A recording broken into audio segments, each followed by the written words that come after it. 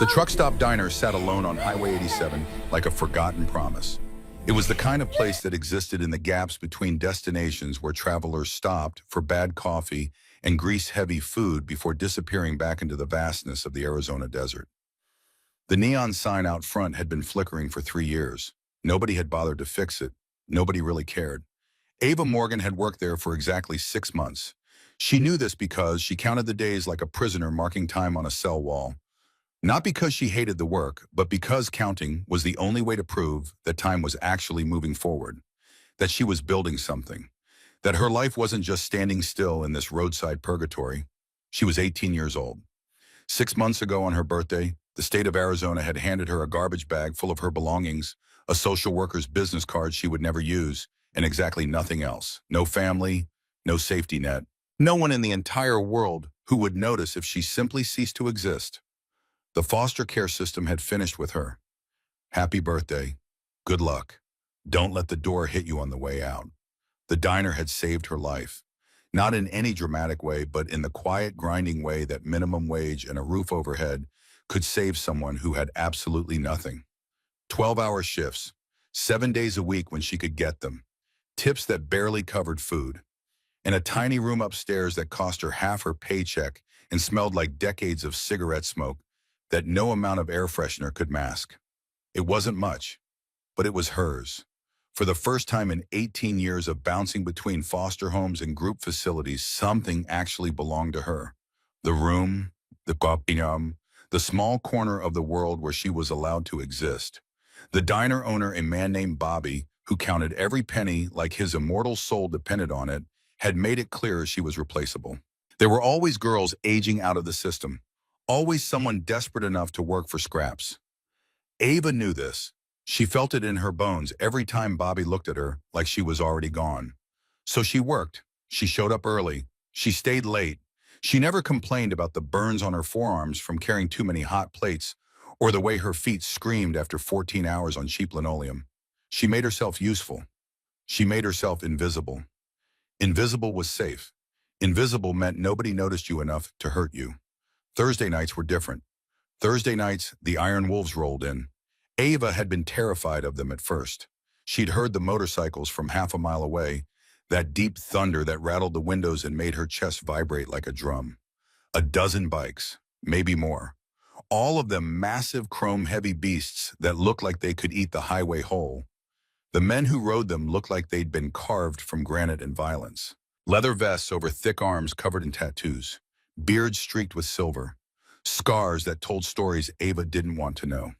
They took over the corner booth every Thursday around 7, ordered enough food to feed a small army, and stayed until closing.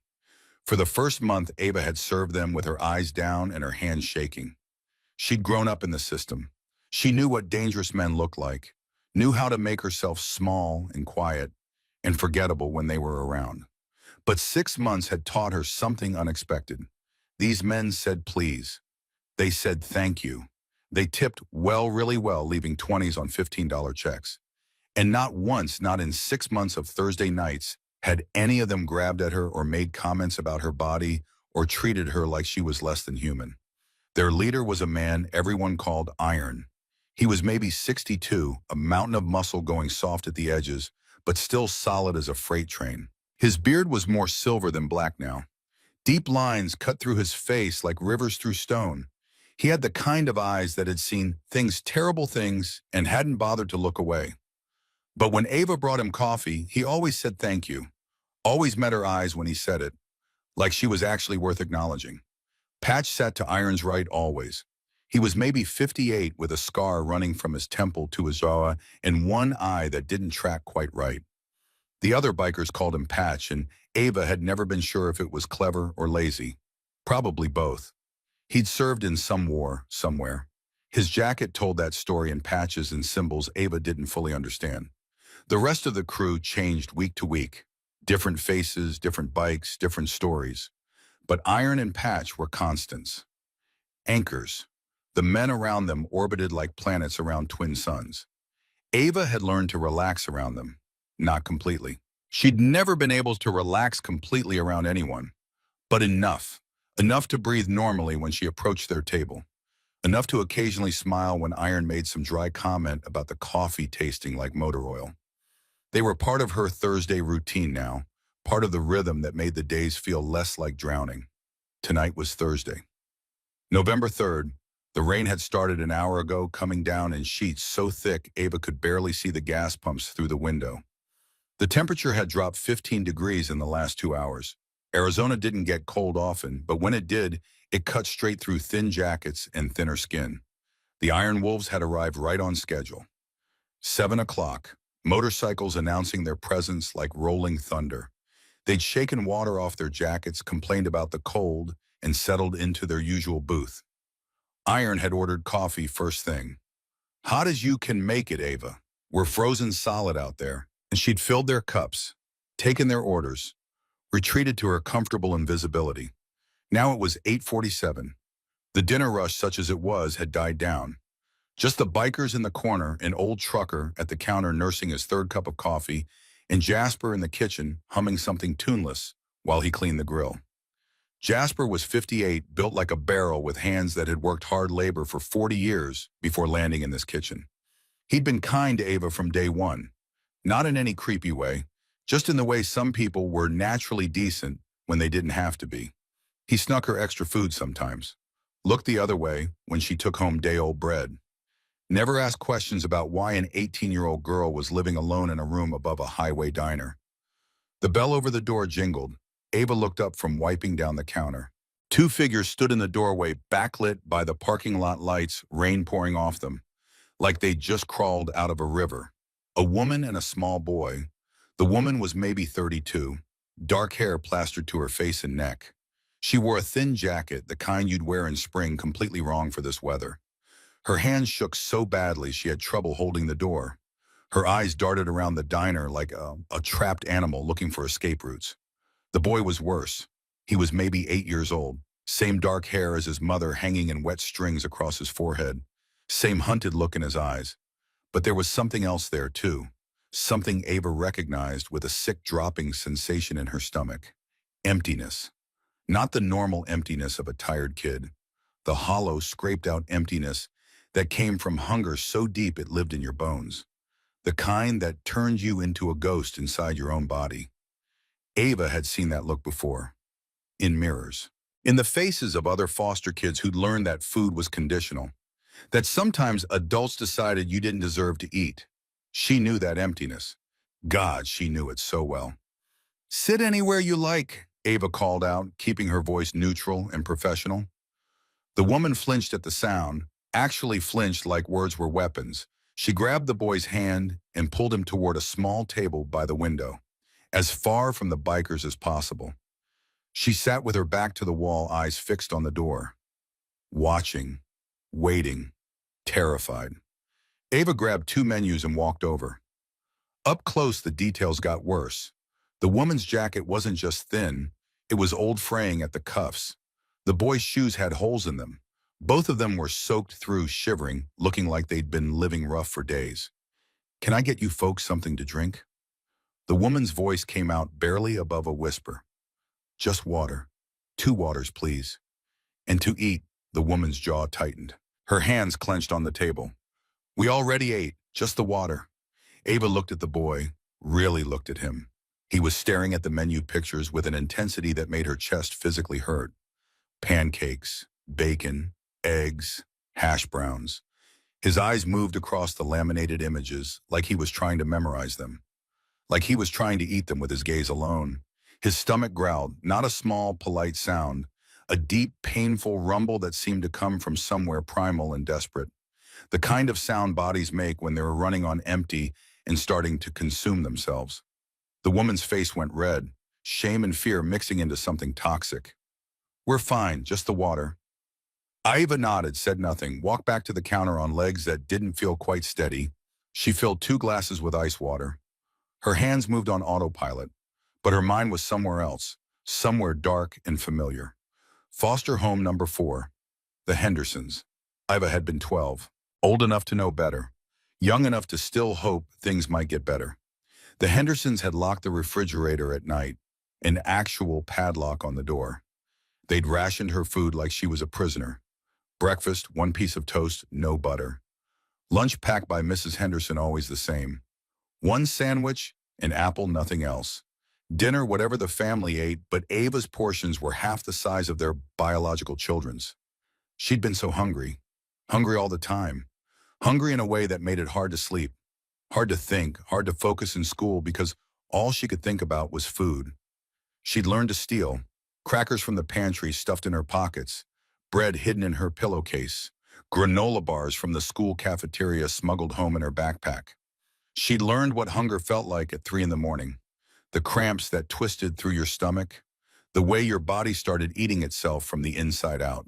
The hollow ache that never really went away. She'd been invisible then. A ghost child that nobody saw. Nobody heard. Nobody helped. The social workers had come by once a month, asked if everything was okay. Ava had said yes, because what else could she say? She had nowhere else to go, and the Hendersons had made it very clear what would happen if she complained. So she'd survived. She'd stolen food. She'd hidden it. She'd eaten in the dark and learned to swallow without making noise. She'd been that boy once. Ava set the water glasses on the table. Here you go. Let me know if you change your mind about food. The woman nodded without looking up. The boy didn't move at all. He just sat there perfectly still. Like he'd learned that stillness was safer than movement, that drawing attention was dangerous. Ava retreated to the counter, picked up her rag, started wiping down surfaces that were already clean, but her eyes kept drifting back to that table. The woman excused herself to the bathroom. The moment she disappeared around the corner, everything changed. The boy moved. His hand shot out and grabbed Ava's wrist. She hadn't even realized she'd walked back over there. Her feet had carried her without permission, drawn by something she couldn't name. His fingers were ice cold, wet from the rain and cold from something deeper. Cold from the inside out. Please, his voice was barely a whisper, a breath, a prayer carried on air so thin it almost didn't exist. I've been starving for 5 days. Please help me. 5 days. The words hit Ava like a physical blow. She felt herself sway, felt the room tilt around her, felt something inside her chest crack open and start bleeding. 5 days. This child hadn't eaten in 5 days. She looked down at him. Really looked. Not with the professional waitress mask she wore for customers, but with the raw, undefended part of herself that still remembered what it meant to be invisible and desperate. The bones in his wrist were visible through his skin. His cheeks were hollow, sunken. His lips were cracked and pale. His eyes, God, his eyes were too old. The eyes of someone who'd learned that adults couldn't be trusted, that the world was cruel, that asking for help was dangerous, but sometimes you had to do it anyway because the alternative was worse. What's your name? Her voice came out thick, wrong, like her throat was trying to close around the words. Declan. Declan. She squeezed his hand gently. His bones felt like bird bones under her fingers. Fragile. Breakable. I'm Ava, and I'm going to help you, okay, I promise. His eyes filled with tears, not dramatic sobbing tears, just a quiet overflow. Like his body didn't have the energy for anything more. Like crying was a luxury he couldn't afford. He'll find us, Declan whispered. He always finds us. Who? But the bathroom door opened. Linnea returned to the table, her face somehow even paler than before, her hand still shaking. Declan snatched his hand back. The moment shattered like glass. Ava straightened up. Her heart was pounding so hard she could feel it in her throat, in her temples, in her fingertips. I'll be right back with some more water, she managed to say. She walked to the kitchen. Through the swinging door, into the harsh fluorescent lights and the smell of grease and disinfectant. Jasper looked up from the grill he was scrubbing. His weathered face creased with concern. You okay, kid? You look like you've seen a ghost. I need a plate. Her voice didn't sound like her own. The biggest one you've got. Jasper's eyebrows rose. Table number? The woman and kid by the window. Ava grabbed the counter to steady herself. Pancakes, eggs, bacon, sausage, hash browns, everything. The works. That's gonna be. Put it on my tab. Jasper set down his scrubbing brush, looked at her for a long moment. He'd worked in kitchens for 40 years. He'd seen everything. Young girls working themselves to death for pennies. Desperate people trying to survive on scraps. The way the world ground people down until there was nothing left. Ava, he said quietly, you can barely afford your rent. I don't care. Her voice cracked, broke. All the professional distance she'd built up over 6 months crumbling in an instant. Jasper, that boy hasn't eaten in 5 days. 5 days, please. Jasper was quiet for a long moment. Then he turned back to the grill and started pulling ingredients from the cooler. Forget the tab, he said gruffly. House covers it. Something in Ava's chest unclenched. Just slightly. Just enough to breathe. Thank you. Don't thank me yet. Bobby finds out I'm giving away free food, he'll have both our heads. Bobby was the owner. He counted every penny like his life depended on it. But Bobby wasn't here tonight. He never worked the slow shifts. Cheap bastard that he was, he let Ava handle the graveyard hours alone. For once, Ava was grateful for his cheapness. She poured a tall glass of milk and carried it out to the table. Linnea looked up with alarm. I didn't order. It's on the house. Ava set the milk in front of Declan.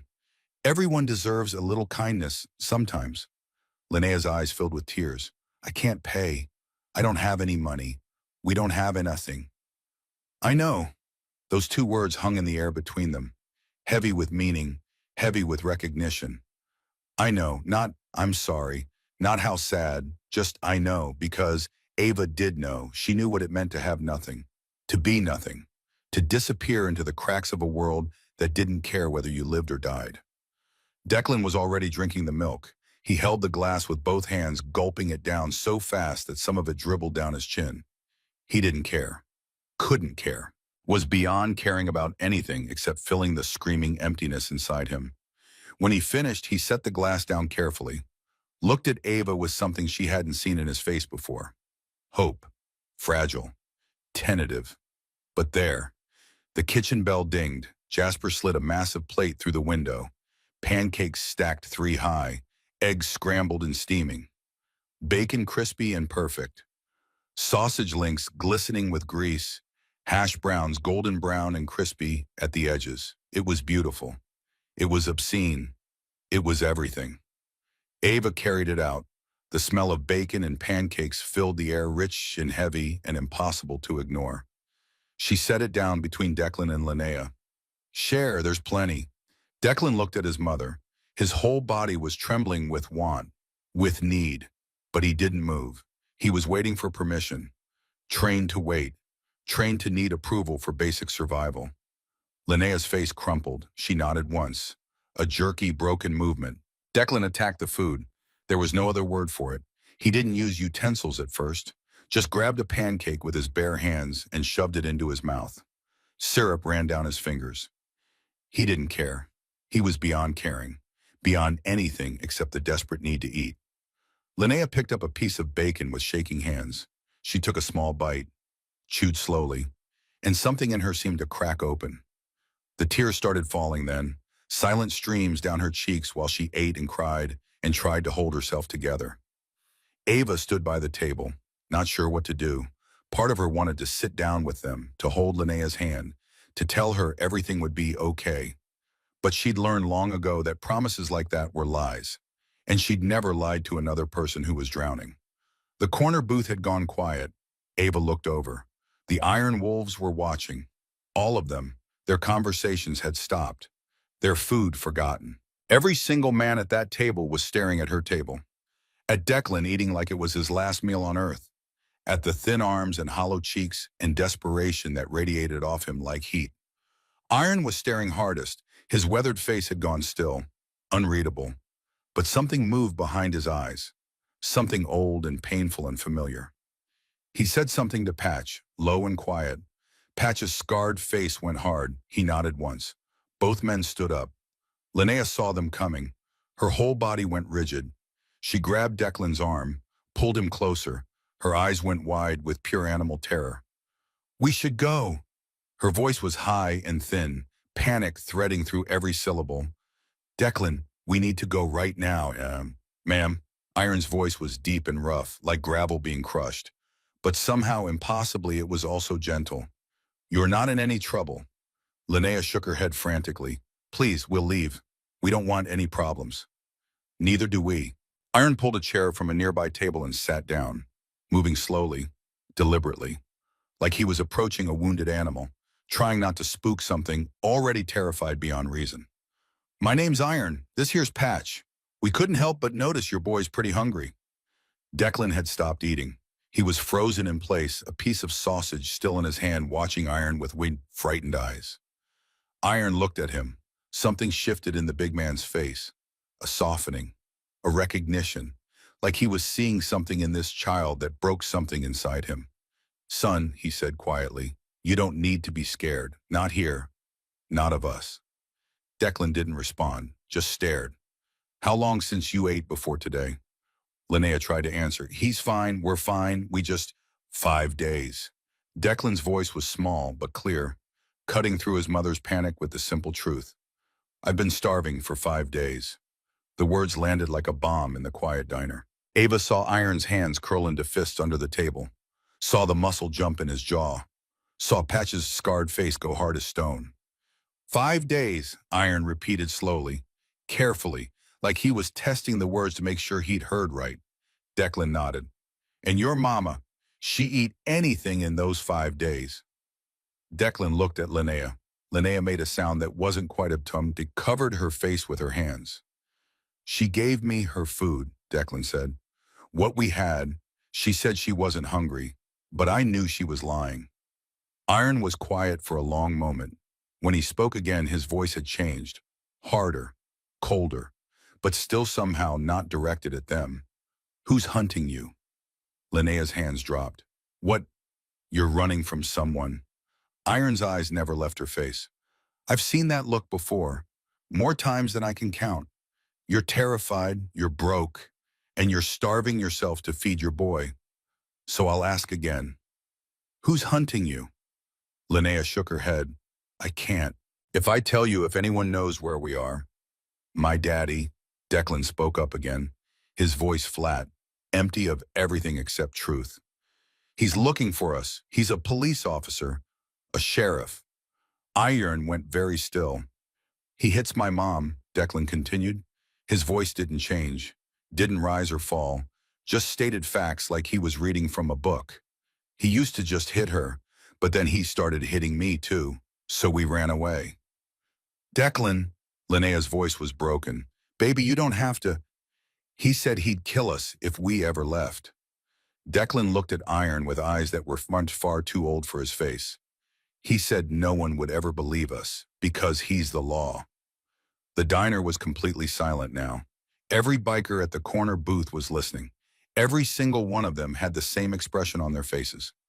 Cold fury, the kind of anger that didn't burn hot, that didn't explode.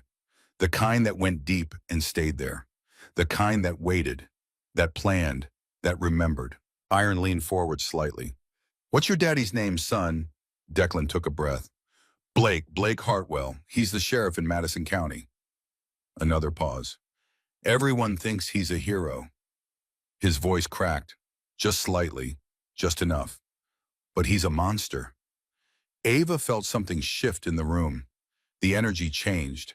What had been tension became something else. Something focused, something dangerous. Iron stood up slowly. He looked at Linnea for a long moment, really looked at her, saw the bruises she was trying to hide under her sleeves, the split lip that was almost healed, the way she held herself like someone who'd learned to expect violence. Ma'am, he said quietly, you and your boy are going to finish that meal. You're going to eat until you can't eat anymore, and then we're going to figure out how to keep you safe. Linnea stared at him. Why would you help us? You don't even know us. Iron's face was stone, but his voice was rough with something Ava couldn't quite identify. Because 23 years ago, he said slowly, my daughter was murdered by a man just like your husband, a man in uniform, a man everyone trusted, and nobody helped her. Nobody saw her. Nobody listened when she tried to tell them what he was. Linnea's hand flew to her mouth. I couldn't save her. Iron's voice dropped to barely above a whisper. I live with that every single day, but I can help you, if you'll let me. The silence stretched out, thick and heavy and full of things that couldn't be said. Then Linnea nodded, a small, fragile movement. Iron turned to Ava. You got a place they can stay tonight, somewhere out of sight. Ava's heart hammered in her chest. I have a room, upstairs. It's small, but it's private. Good. Iron's eyes met hers, held. Get them fed. Get them settled. We're going to make some calls. He started walking back toward his booth, then paused, looked back. Ava, right? She nodded. You did good, kid. You paid attention when nobody else would. He looked at Declan, still clutching his sausage eyes wide and uncertain. Sometimes that's all it takes. One person who actually sees. He returned to his table. The bikers huddled together, voices low, phones coming out, plans being made in that quiet, efficient way that spoke of experience, of having done this before. Oliva pulled up a chair and sat down next to Linnea. Eat, both of you. There's plenty more where that came from. Linnea wiped her eyes. I don't understand. Why are strangers helping us? Ava thought about foster home number 4, about the refrigerator lock, about the hunger that had lived in her bones like a second skeleton, about being 12 years old and invisible and so alone she'd thought she might actually disappear. Because sometimes, she said quietly, the world surprises you. Sometimes people actually give a damn. Declan reached out and took her hand. His fingers were still sticky with syrup. Thank you, he whispered. Thank you for hearing me. Ava squeezed back. Always, kid. Always. The rain kept falling outside, hammering against the windows like it was trying to get in, like the whole world was trying to break down the door. But inside the diner, something had changed. A boy had whispered his pain to a stranger, and that stranger had listened. Now the real work was about to begin. The biker's conversation grew more intense. Ava caught fragments as she refilled coffee cups, making her rounds, staying professional even though her hands wouldn't stop shaking. Madison County, that's 2 hours east. Know a guy in state police. Owes me a favor. Need documentation, photos, medical records. Can't just disappear them, he'll track her. Iron's voice cut through the murmuring. First things first, we need to know exactly what we're dealing with. Patch, get on the phone with your contact at the FBI. Tell him we might have a dirty cop situation. Patch nodded and stepped outside, phone already at his ear. Iron caught Ava's eye and gestured her over. She approached the table, coffee pot in hand like a shield. More coffee. Sit down for a minute. She hesitated, then set the pot on the table and slid into the booth across from him. Up close, Iron looked older than she'd realized. The lines around his eyes were deep, cut into his face by years of sun and wind and things she couldn't imagine. There was a weariness in him that went bone deep. How much did you hear? He asked. Enough. You know this is going to get complicated. It wasn't a question. This Sheriff Blake Hartwell, he's not going to just let his wife and kid vanish.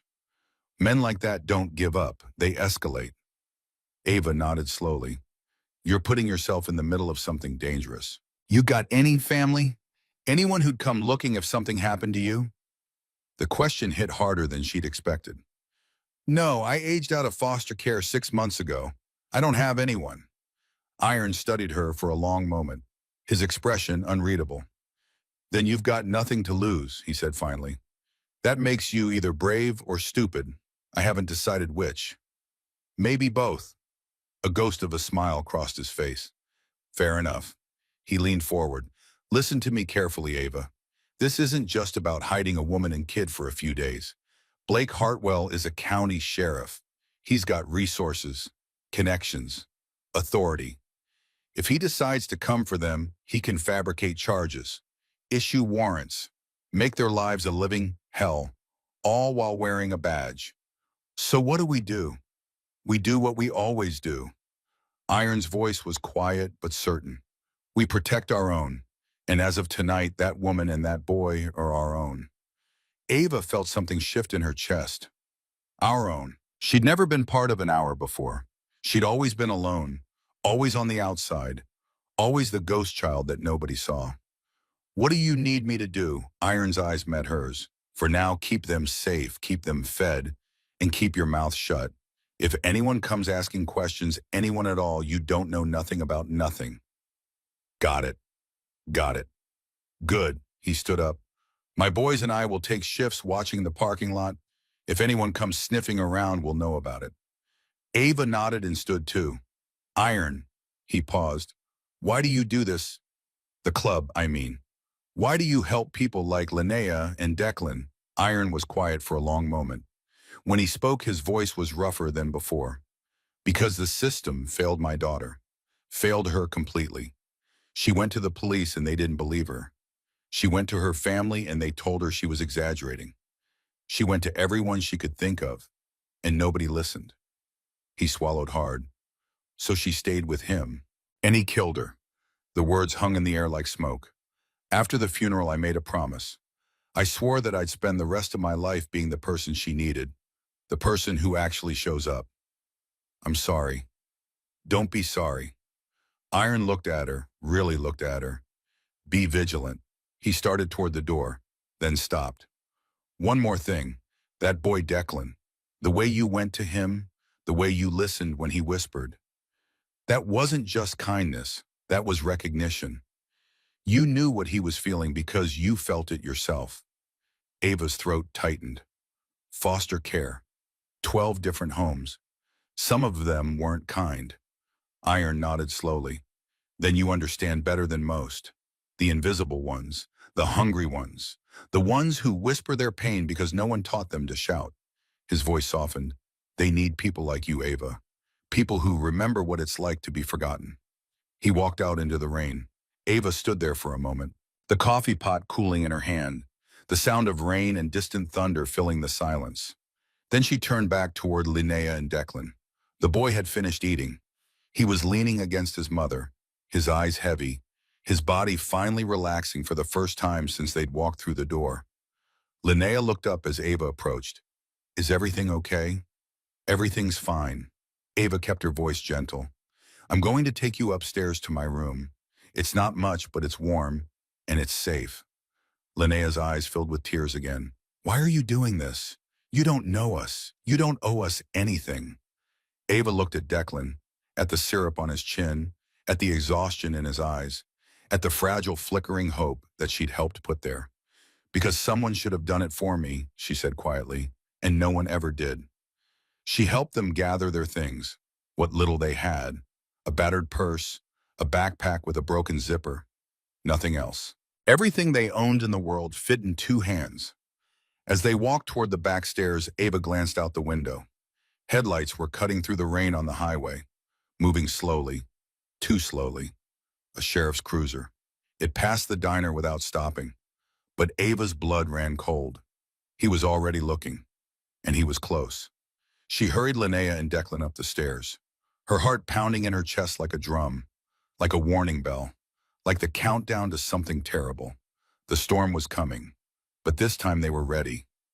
Ava's room was barely bigger than a closet, a single bed pushed against the wall, a dresser with a cracked mirror, a hot plate she wasn't supposed to have, but Jasper pretended not to notice. The paint was peeling in the corners. The window didn't quite close all the way, letting in drafts that made the curtains move like ghosts. But it was warm, and it was hidden. And right now, that was all that mattered. Linnea sat on the edge of the bed. Declan curled up beside her with his head in her lap. The boy had fallen asleep almost instantly, his body finally surrendering to exhaustion now that his stomach was full, now that he was somewhere that felt for just a moment safe. He hasn't slept like this in weeks, Linnea whispered. Her hand stroked her son's wet hair. Gentle, careful, like he might break if she pressed too hard. He's been too scared to close his eyes. Ava sat on the floor with her back against the door. Old habit, always know where the exits are. Always be ready to run. How long have you been running? 5 days. Linnea's voice was barely audible over the rain still hammering against the window. We left in the middle of the night. Blake was passed out drunk. I took his back car keys from the hiding spot he thought I didn't know about. Grabbed Declan and just drove. Does he know which direction you went? Linnea shook her head. I don't think so. I stayed off the main highways. Paid cash for everything until the money ran out 2 days ago. We've been sleeping in the car, rationing the last of our food. Her voice cracked. I gave Declan everything we had. I told him I wasn't hungry, but he knew. Kids always know. Ava thought about the crackers she used to hide in her pillowcase, the way she'd learned to eat silently in the dark so nobody would hear her breaking the rules. The gnawing shame of being so hungry you'd steal food from people who were supposed to take care of you. You did what you had to do, she said. You protected him. Did I? Linnea's laugh was bitter, broken. I stayed with that monster for 8 years. 8 years of being hit, being controlled, being told I was worthless. I kept telling myself it would get better, that he'd change, that I couldn't make it on my own. Tears streamed down her face. And then he hit Declan. He hit my baby. And I still waited 3 more months before I finally ran. What kind of mother does that? The kind who was terrified, the kind who was trapped. Ava leaned forward. I grew up in foster care, 12 different homes. I saw things, Linnea. I saw kids whose parents never came for them at all, never even tried. You came for Declan. You got him out. That's what matters. Linnea wiped her eyes. He'll find us. You don't know Blake. He's obsessed. He told me once that if I ever tried to leave, he'd hunt me down and make me wish I'd never been born. And then he'd take Declan away from me forever. She looked at Ava with eyes full of fear and desperation. He said no court would believe a word I said, not against the word of a decorated sheriff. Is that true, the decorated part? Blake Hartwell is a hero in Madison County. He's been sheriff for 15 years. He solved major cases, brought down drug rings, saved hostages. The newspapers call him the Guardian of Madison. Linnea's voice dripped with disgust. Nobody knows what he's really like. Nobody sees what happens behind closed doors. A knock on the door made both women jump. Ava was on her feet instantly, heart racing, hand reaching for the knife she kept in her pocket. Old survival instinct. Who is it? Iron, open up. She cracked the door, found the big biker standing in the narrow hallway, his face grim, water still dripping from his leather jacket. We've got a problem. Ava stepped into the hall and pulled the door mostly closed behind her. What kind of problem? My guy at the FBI just called back. Iron's voice was low, careful, like he was trying not to wake Declan, but needed her to understand the gravity. Blake Hartwell isn't just some small-town sheriff. He's connected, real connected. He's got friends in state police, friends in the Attorney General's office, even some federal contacts from joint task forces he's worked on. Ava's stomach dropped. What does that mean for Linnea and Declan? It means we can't just hide them for a few days and hope he gives up. Blake's already put out a missing person alert. He's claiming Linnea kidnapped their son during a mental health crisis, that she's a danger to herself and others. That's a lie. Of course it's a lie, bro. Iron's jaw tightened. But it's an official lie now, backed by his badge and his reputation. If any cop in the state spots Linnea, they'll detain her on site and hand Declan right back to his daddy. Ava felt sick. So what do we do? Iron was quiet for a moment, thinking, planning, the way a man thinks when he's been in bad situations before and learned how to survive them. Patch has a contact at a women's shelter, 3 states away, off the grid, run by a woman who used to be married to one of our guys before he passed.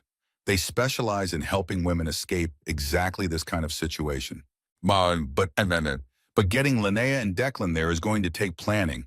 We need documents. Mandy, we need transportation, and we need to stay invisible until it's done. How long? 48 hours minimum, maybe 72. Can we keep them hidden that long? Iron's jaw tightened. We're about to find out. One of my boys just spotted a Madison County Sheriff's cruiser parked at the truck stop down the road. Different deputy, not Blake himself, but he's asking questions at the gas station, showing pictures. Ava's blood went cold. He's already here. Close enough. Iron's eyes were hard. Blake must have tracked them this direction somehow.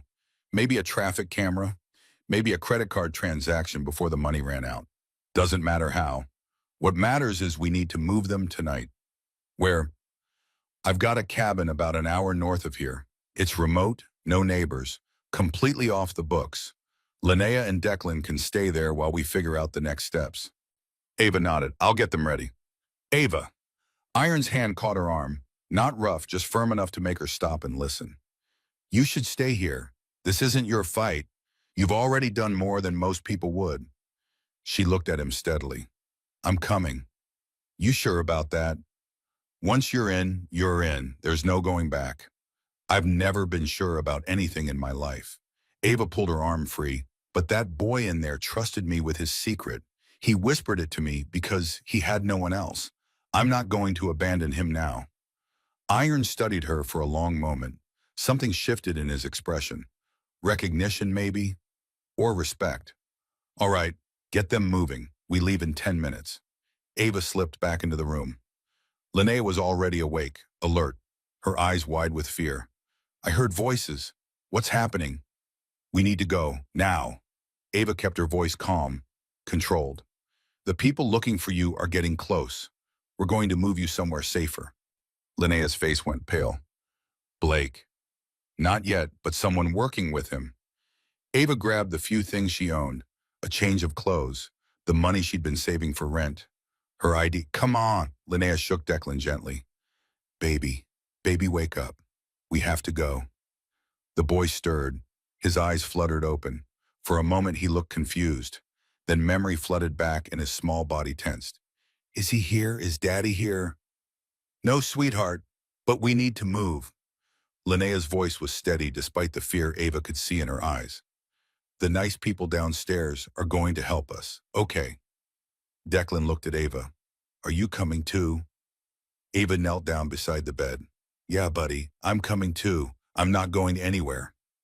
Something in his face relaxed, just slightly, just enough. They gathered what little they had and crept down the back stairs. The diner was closed now, lights dimmed, but Ava could see bikers stationed at various points around the parking lot. Watching, waiting. Dark shapes in darker shadows. Iron met them at the back door. Cars around the side, Patches driving. Keep your heads down until we're on the road. They moved quickly through the rain. Linnea clutched Declan's hand, her body hunched protectively over his. Ava followed close behind, her heart hammering, every nerve on high alert. The car was a nondescript sedan, nothing that would draw attention. Patch was behind the wheel, his scarred face illuminated by the dashboard lights. Get in, quick! Linnea and Declan slid into the back seat. Ava got in beside them. Iron took the front passenger seat. Go, he said. Patch pulled out of the parking lot without turning on the headlights. They drove in darkness for the first quarter mile, then finally flicked the lights on as they merged onto a back road. Ava looked out the rear window. The diner was disappearing behind them, swallowed by rain and night and the vast emptiness of the Arizona desert. We're clear, Patch said. No tail. Iron nodded but didn't relax. Stay on the back roads, avoid the main highway. They drove in tense silence for 20 minutes. Linnea held Declan against her, whispering reassurances into his hair. The boy was awake now, alert, his eyes tracking every shadow that passed the windows. Ava reached over and took his hand. He squeezed back, hard. I used to think monsters lived under beds, he said quietly. But now I know they live in houses. They wear uniforms and badges. They smile at you in public and hurt you when no one's watching. Ava's throat tightened. You're very brave, Declan. I'm not brave. I'm scared all the time. I just learned how to be scared and quiet at the same time. That's survival. And survival is its own kind of courage. The radio crackled. One of the other bikers reporting in from a different vehicle. Iron, we've got a problem. Iron grabbed the radio. Talk to me. Sheriff's cruiser just turned onto Route 12. He's heading your direction. How far back? A pause. Maybe 10 minutes. He's moving fast. Is it Blake? Another pause. Longer this time. Can't tell from this distance. Could be. Patch's hands tightened on the wheel. What do you want me to do? Iron thought fast. Take the next left. There's an old logging road about 2 miles up. It's rough, but it'll get us to the cabin from the backside. The sedan might not make it. It'll make it, or we'll carry them the rest of the way. Just go. Patch took the turn hard, tires squealing on wet pavement. Linnea gasped and pulled Declan closer. The logging road was worse than rough. It was barely a road at all, just two muddy tracks carved through dense forest. The sedan bounced and lurched, bottoming out on rocks and roots, the undercarriage scraping, metal grinding against stone. "Hold on," Patch muttered. "This is going to get ugly." Ava braced herself against the door. Declan had his face buried in his mother's shoulder, his small body rigid with fear. They drove for what felt like forever. The car groaning and scraping through the darkness, tree branches slapping against the windows, the headlights barely cutting through the rain and mist. Finally, mercifully, the trees opened up. A small cabin emerged from the gloom. Rough-hewn logs, a sagging porch, smoke-stained chimney reaching toward the black sky. "We're here," Iron said. "Everyone out, quick." They scrambled from the car. The rain had slowed to a drizzle, but the cold was biting. Ava helped Declan across the muddy yard while Linnea followed close behind. Iron produced a key and unlocked the door, ushered them inside. "No lights," he said. "Not yet. Patch checked the perimeter. Make sure we weren't followed." Patch disappeared into the darkness. Iron stood by the door, listening, waiting. The cabin smelled like old wood and dust and decades of smoke. Ava could make out basic shapes in the darkness: a table, chairs, a couch, a fireplace. "There's a cellar," Iron said quietly. "If anyone comes, that's where you hide. The entrance is under the rug by the kitchen. You lift the floorboards and climb down. There's supplies down there: water, food, blankets, enough to last a few days if needed." Linnea's voice was shaking. "Do you really think it'll come to that?" "I think Blake Hartwell has spent 15 years pretending to be a hero. I think he'll do anything to protect that image. And I think a wife who can expose his secrets is the most dangerous thing in the world to a man like that." Patch's voice came from outside. Clear, no sign of pursuit. Iron finally allowed himself to relax, just slightly. "All right, we should be safe here for now. But we're not staying. At first light, we move again. I've got people working on transportation and documents. By tomorrow night, you'll be 3 states away, and Blake Hartwell will never find you." Linnea sank onto the couch, pulled Declan with her. "I don't know how to thank you, any of you. You don't even know us, and you're risking everything." Iron sat down across from her. In the darkness, his face was impossible to read.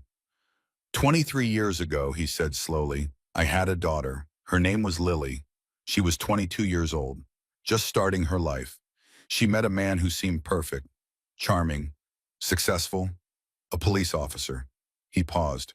"Sound familiar?" Linnea nodded silently. "The first time he hit her, she called me. I told her to leave him immediately.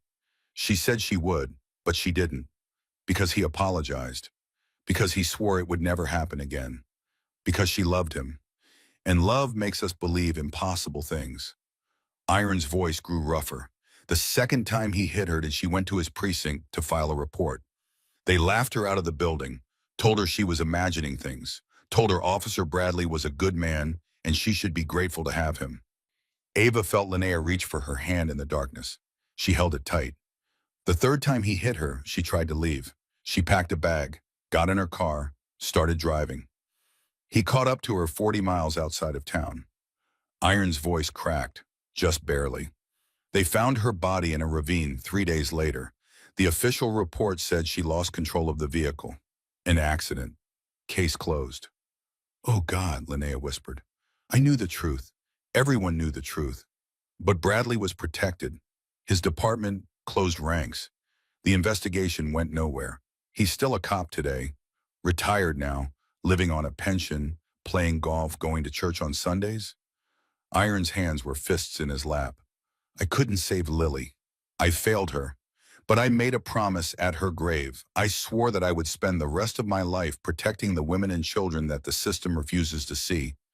The ones who whisper their pain because no one taught them to scream." He looked at Linnea, then at Declan, then at Ava. "That's why we do this. That's why the Iron Wolves exist. We're not heroes. We're just men who've seen too much evil and can't stomach seeing anymore." The cabin fell silent, except for the soft patter of rain on the roof and the sound of Declan's quiet breathing. The boy's small voice broke the silence. "I'm sorry about your daughter, Mr. Iron." Iron's breath caught. "Thank you, son." She would be proud of you for helping us. Something crossed Iron's face, visible even in the darkness. Pain and pride and grief all tangled together. I hope so, he said quietly. I hope so. A phone buzzed. Patch checked the screen and swore softly. What? Iron demanded. Report from our guy at the truck stop. That sheriff's cruiser that was asking questions? It wasn't a deputy. Patch looked up, his scarred face grim. It was Blake himself. He's here, in person. Linnea made a sound like a wounded animal. He tracked us somehow, Patch continued. Our guy says Blake was showing pictures around, asking about a woman and boy matching Linnea and Declan's description. Someone must have talked. Did they say which direction we went? No, but Blake's not leaving. He's set up in the parking lot. He's waiting. Iron stood up, his body tense. He's trying to flush us out. He knows we're close. He just doesn't know exactly where. What do? We wait. We stay quiet. We don't move until we're sure it's safe. Iron's voice went hard as iron, the name he'd earned. And if he finds us, then we stop running and start fighting. The hours crawled by. Ava sat with Declan while Linnea tried to sleep, though sleep seemed impossible. The boy was quiet, his hand still holding Ava's, his eyes open in the darkness. Ava. Yeah, buddy. My dad used to be nice. When I was little, he used to read me stories and take me to the park. Declan's voice was barely a whisper. Then something changed. I don't know what. He started getting angry all the time. He'd yell at Mom, break things, punch holes in walls. I tried to be good. I tried to be so good so he wouldn't be mad. But it never worked. Ava's heart broke into 1,000 pieces. That's not your fault, Declan. None of this is your fault. You know that, right? Sometimes grown-ups get broken inside, and they hurt the people around them. But that's their brokenness, not yours. He told me I was the reason he got mad. He said if I wasn't so stupid, if I didn't make so many mistakes, he wouldn't have to hit me. He lied. Ava's voice was fierce. That's what people like your dad do. They make you think you're the problem so you won't see that they're the monster. Declan was quiet for a long moment. I don't want to be like him when I grow up. You won't be? How do you know? Ava squeezed his hand. Because you're already better than he'll ever be. You're kind, Declan. I can see it. You're scared and hurt and hungry. And the first thing you did when you had food was look at your mom to make sure she was eating too. That's not something monsters do. That's something good people do. You think I'm good? I know you're good. Declan leaned against her shoulder. I'm glad you heard me. In the diner. When I whispered, I was so scared no one would listen. I'll always listen, Declan. Always. Outside, the rain had stopped. The silence was somehow more unnerving than the storm had been. Patch appeared in the doorway. You need to see this. Iron was on his feet immediately. What is it? Headlights, coming up the main road. Still about a mile out, but they're heading this direction. Linnea sat up, fully awake, her eyes wild with fear. Iron's voice was calm but urgent. Everyone in the cellar, now! They moved quickly. Ava helped Linnea pull up the rug and the hidden floorboards. A ladder descended into darkness. Go, Iron said. Don't make a sound, no matter what you hear up here. Understand? Linnea went first, then Declan. Elena paused at the top of the ladder. What about you, but we'll handle it, just stay hidden. Eva looked at him for a long moment. Then she descended into the darkness. The floorboards closed above her head. The world went black. She could hear Linnea breathing beside her, fast and panicked, could feel Declan pressed against her side, trembling. Above them, footsteps, voices, the sound of a car door slamming. Then a voice that made Linnea's breath stop entirely. I know you're in there, Linnea. I've always known where you are. Did you really think you could run from me? Blake Hartwell had found them. Linnea's hand clamped over Declan's mouth before the boy could scream. Ava could feel both of them shaking in the darkness, their terror so thick it was almost physical. Blake's voice cut through the floorboards above them like a knife. Come on out, sweetheart. Let's talk about this like adults. You know I hate it when you make me chase you. Footsteps, heavy, deliberate, moving across the cabin floor directly above their heads. Ava pressed herself against the cold earth wall of the cellar. Her heart was pounding so hard she was sure it would give them away. Iron's voice came next, calm and steady. "Can I help you with something, Sheriff? You can step aside and let me collect my family. This is a domestic matter. None of your concern." "Funny thing about that, I don't see any family here. Just me and my buddy having a quiet night." "Don't play games with me." Blake's voice hardened. "I know they're here. I tracked the car. I know exactly what you people are trying to do. And I'm telling you right now it ends tonight.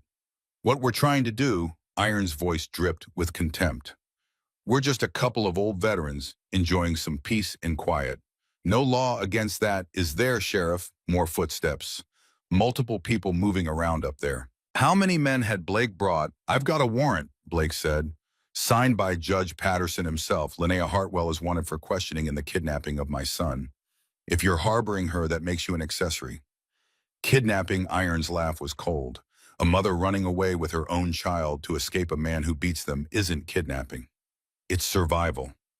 Silence. Heavy and dangerous. When Blake spoke again, his voice had dropped to something low and deadly.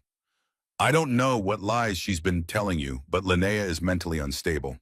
She's been struggling with delusions for years. I've been trying to get her help, but she refuses treatment." His voice took on a concerned tone.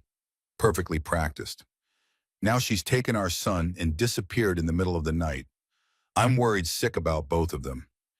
If you care about that boy's safety at all, you'll tell me where they are." "That's real touching," Iron said. "And if you care about wasting my time, you've succeeded. We don't know anything about your family problems." "Then you won't mind if we search the property."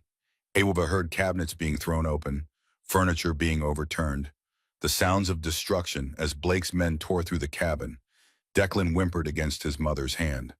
Linnea held him tighter, her whole body shaking with silent sobs. Footsteps directly above them. Someone stomping on the floor, testing the boards. "What's under this rug?" Blake's voice. Close, too close. "Storage. Old boxes and junk. Nothing interesting." "Move it." Ava stopped breathing. She heard the rug being pulled aside, heard boots on the floorboards that separated them from the nightmare above. "It's just flooring," Patch said. "Solid.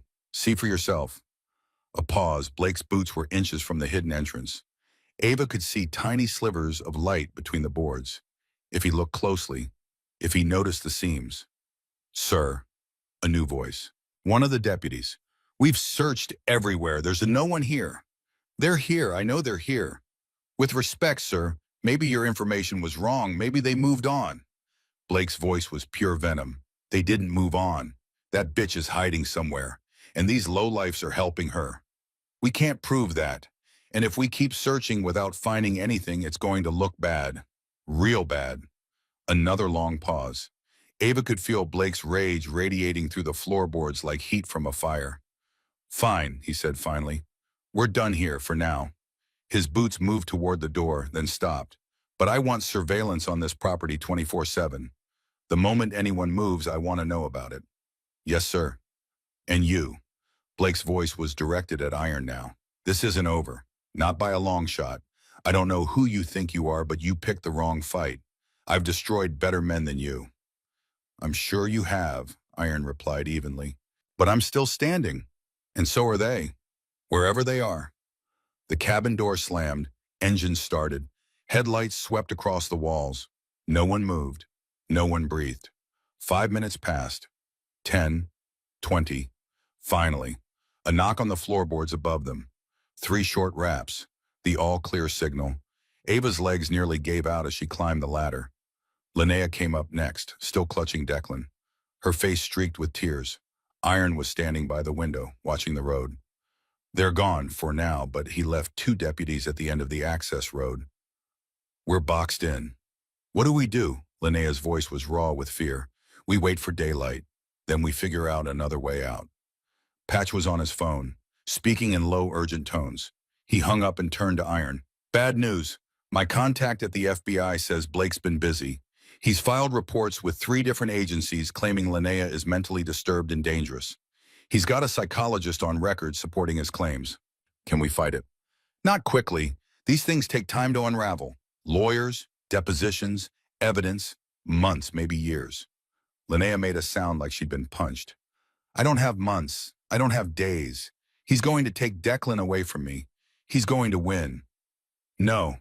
Ava's voice surprised everyone, including herself. He's not going to win. They all turned to look at her. He's had 15 years to build his image, she continued, her voice growing stronger.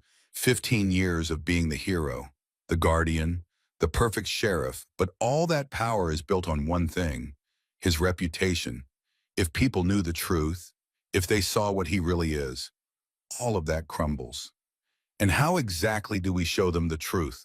Patch asked. Ova looked at Linnea. You have evidence, don't you, photos? Medical records? Something.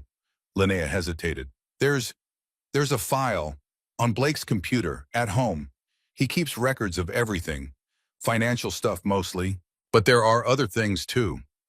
She couldn't finish the sentence. Photos he took of you, Ava said quietly, after he hurt you. Linnea nodded, tears streaming. He kept them like trophies. I found them once, years ago. He didn't know I knew. Iron stepped forward. If we could get those files, we could destroy him. Send them to every news outlet in the state. Let the whole world see what the Guardian of Madison really is. But his computer is in Madison County, Patch said. In his house, that's 2 hours away, behind enemy lines. How are we supposed to get there when we can't even get off this property? Ava took a breath. You can't, but I can. Everyone stared at her. Think about it. Blake doesn't know who I am. He saw me at the diner for maybe 30 seconds. I'm nobody, a random waitress. If I show up in Madison County, no one's going to connect me to Linnea and Declan. It's too dangerous, Linnea said. If he catches you, he won't catch me. Because he's not looking for me, he's looking for you. Ava turned to Iron. Can you get me to Madison County? Iron was quiet for a long moment, studying her face. You understand what you're volunteering for. You'd be breaking into a sheriff's house. If you get caught, he'll bury you. There won't be a trial, there won't be justice, you'll just disappear. I know. And you still want to do it. Ava looked at Declan. The boy was watching her with those two old eyes, the eyes that had seen too much pain for anyone his age. That kid trusted me with his secret, she said quietly. He whispered it to me because he had no one else. I'm not going to let him down. Iron nodded slowly, a new respect in his eyes. All right, here's what we're going to do. The plan came together quickly. One of Iron's men would create a distraction at the end of the access road, drawing Blake's deputies away long enough for Ava to slip through. Another biker would drive her to the edge of Madison County, where a local contact would pick her up and take her the rest of the way. Linnea gave her detailed instructions, the house layout, the alarm codes, the location of Blake's home office. The computer password is Declan's birthday, Linnea explained, her voice steady despite her fear. 061215. He never bothered to change it. There's a back door that leads to the kitchen. The alarm panel is right inside. You'll have 30 seconds to enter the code before it triggers. What's the code? 0814, August 14th, the day we got married. Linnea's laugh was bitter. He always said that was the best day of his life, the day I became his property. Ava memorized every detail, the location of the file on the computer, the fastest road out of the house, the contact who would be waiting 2 blocks away. If anything goes wrong, you run, Iron told her. Don't try to be a hero. Don't try to fight. Just run and get to the extraction point. Understand? Understood. Dawn was still 2 hours away. Ava sat with Declan while the final preparations were made. The boy was awake, watching her with solemn eyes. You're going to help us, he said. It wasn't a question. I'm going to try. My dad is dangerous. He hurts people, and they can't stop him because he has a badge. I know. What if he hurts you? Ava took his hand. Then at least I'll know I tried. Sometimes that's all you can do, Declan. Try, even when you're scared. Even when the odds are against you. You try anyway, because some things are worth fighting for. Am I worth fighting for? The question hit her like a fist to the heart. Yes, God, yes. You are absolutely worth fighting for. Don't ever let anyone tell you different. Declan was quiet for a moment. Then he reached into his pocket and pulled out something small, a coin, worn smooth by years of handling. This was my grandfather's, he said. He gave it to my mom before he died. She gave it to me when we ran away. She said it was for luck. He pressed it into Ava's palm. I want you to have it. For luck. Ava's eyes stung with tears. Declan, I can't take this. It's too important. That's why I want you to have it. Important things should go to important people. She closed her fingers around the coin. I'll bring it back. I promise, Amos. I know you will. The signal came 20 minutes later. Time to move.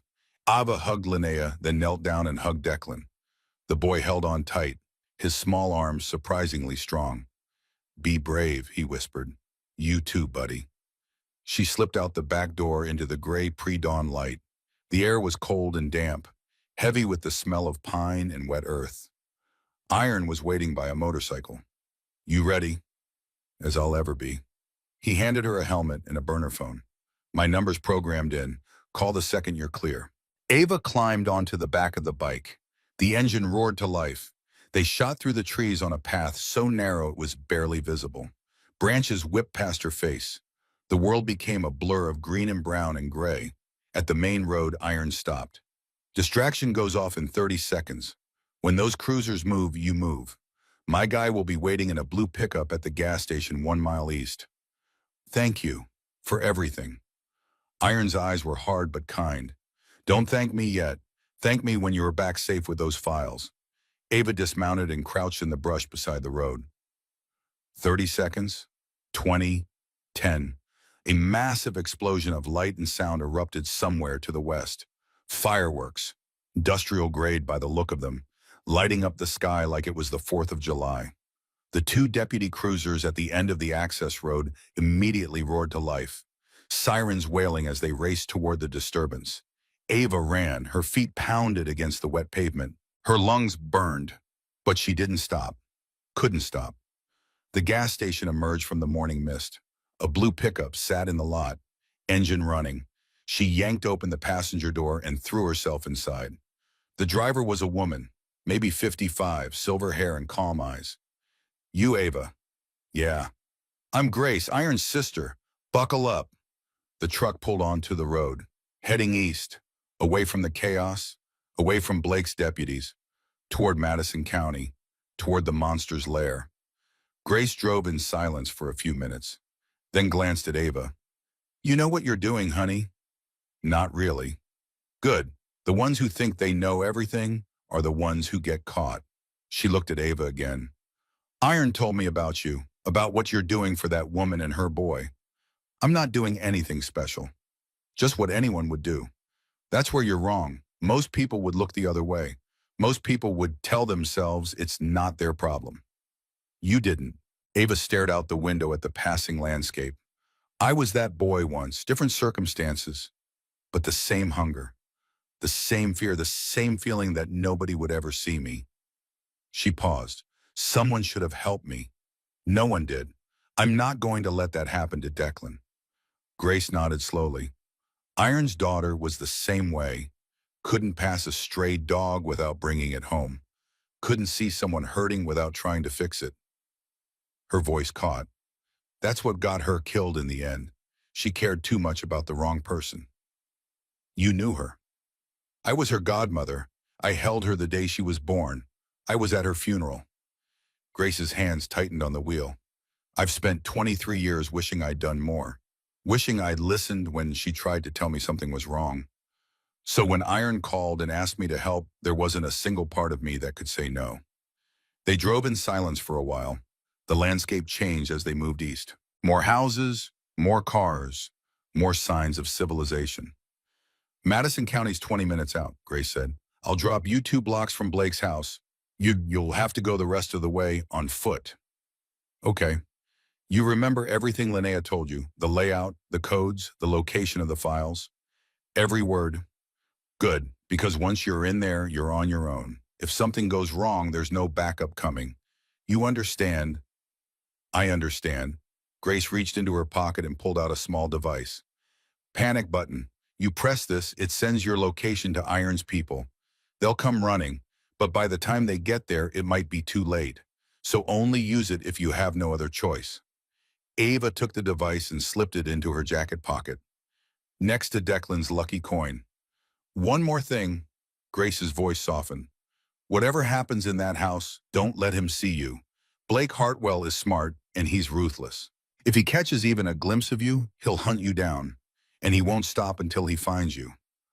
I won't let him see me. Promise me. I promise. The truck slowed.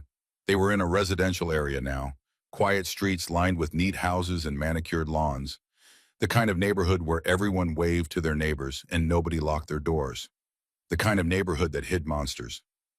This is it, Grace said, pulling to a stop. 2 blocks north, then left on Maple. The Hartwell house is the third one on the right. Big white colonial with a wraparound porch. Can't miss it. Ava took a deep breath. Thank you, Grace. Don't thank me. Just come back alive. Grace grabbed her hand and squeezed. And when you do bring me proof that bastard deserves everything that's coming to him. Ava stepped out of the truck. The morning air was cold against her face. The neighborhood was still quiet, most people not yet awake. She watched the blue pickup drive away, then turned and started walking. 2 blocks north, left on Maple. The Hartwell house loomed before her, exactly as Linnea had described. Big, white, perfect. The kind of house that screamed respectability and success. The kind of house that hid monsters. Ava circled around to the back, staying low, staying quiet. The back door was where Linnea said it would be. The keypad glowed faintly beside it. She pulled out the lockpick kit Patch had given her. 30 seconds of careful work, and the lock clicked open. The alarm panel began its warning beep. 30 seconds. Ava punched in the code. 0814. The beeping stopped. She was in. The house was dark and silent. Blake was still out, searching for Linnea and Declan, thank God. She moved through the kitchen, into the hallway, toward the office at the back of the house. The office door was closed but unlocked. Inside, a large desk dominated the space. On it, a computer, waiting. Ava sat down and turned on the machine. The password prompt appeared. Declan's birthday, 061215. The screen unlocked. She found the folder exactly where Linnea said it would be, hidden in a subdirectory labeled insurance. Ava clicked it open, and her blood went cold. Photos? Dozens of them. Linnea with black eyes, split lips, bruises covering her arms and back. Declan with handprint marks on his face. Medical records that had been falsified. Reports that had been buried. But that wasn't the worst of it. There were other files, other names, other women. Blake Hartwell hadn't just been abusing his wife. He'd been doing this for decades, and he'd kept records of every single victim. Ava's hands were shaking as she plugged in the USB drive. This wasn't just evidence against one man. This was a pattern of systematic abuse stretching back 30 years. Deputies who'd helped him cover it up. Judges who'd looked the other way. A whole network of corruption that reached into every corner of the county. The files began to transfer. 60%, 70, 80. A car door slammed outside. Ava's heart stopped. She looked out the office window. A sheriff's cruiser sat in the driveway. Blake Hartwell was home. 90%. The progress bar crawled across the screen while Ava's heart threatened to explode through her chest. She could hear Blake's boots on the front porch. The jingle of keys. 92%. The front door open. 95%. Footsteps in the hallway. Heavy, deliberate, coming closer. 98%. Ava's fingers hovered over the USB drive. She couldn't pull it now. The files would corrupt. Everything would be lost. 99%.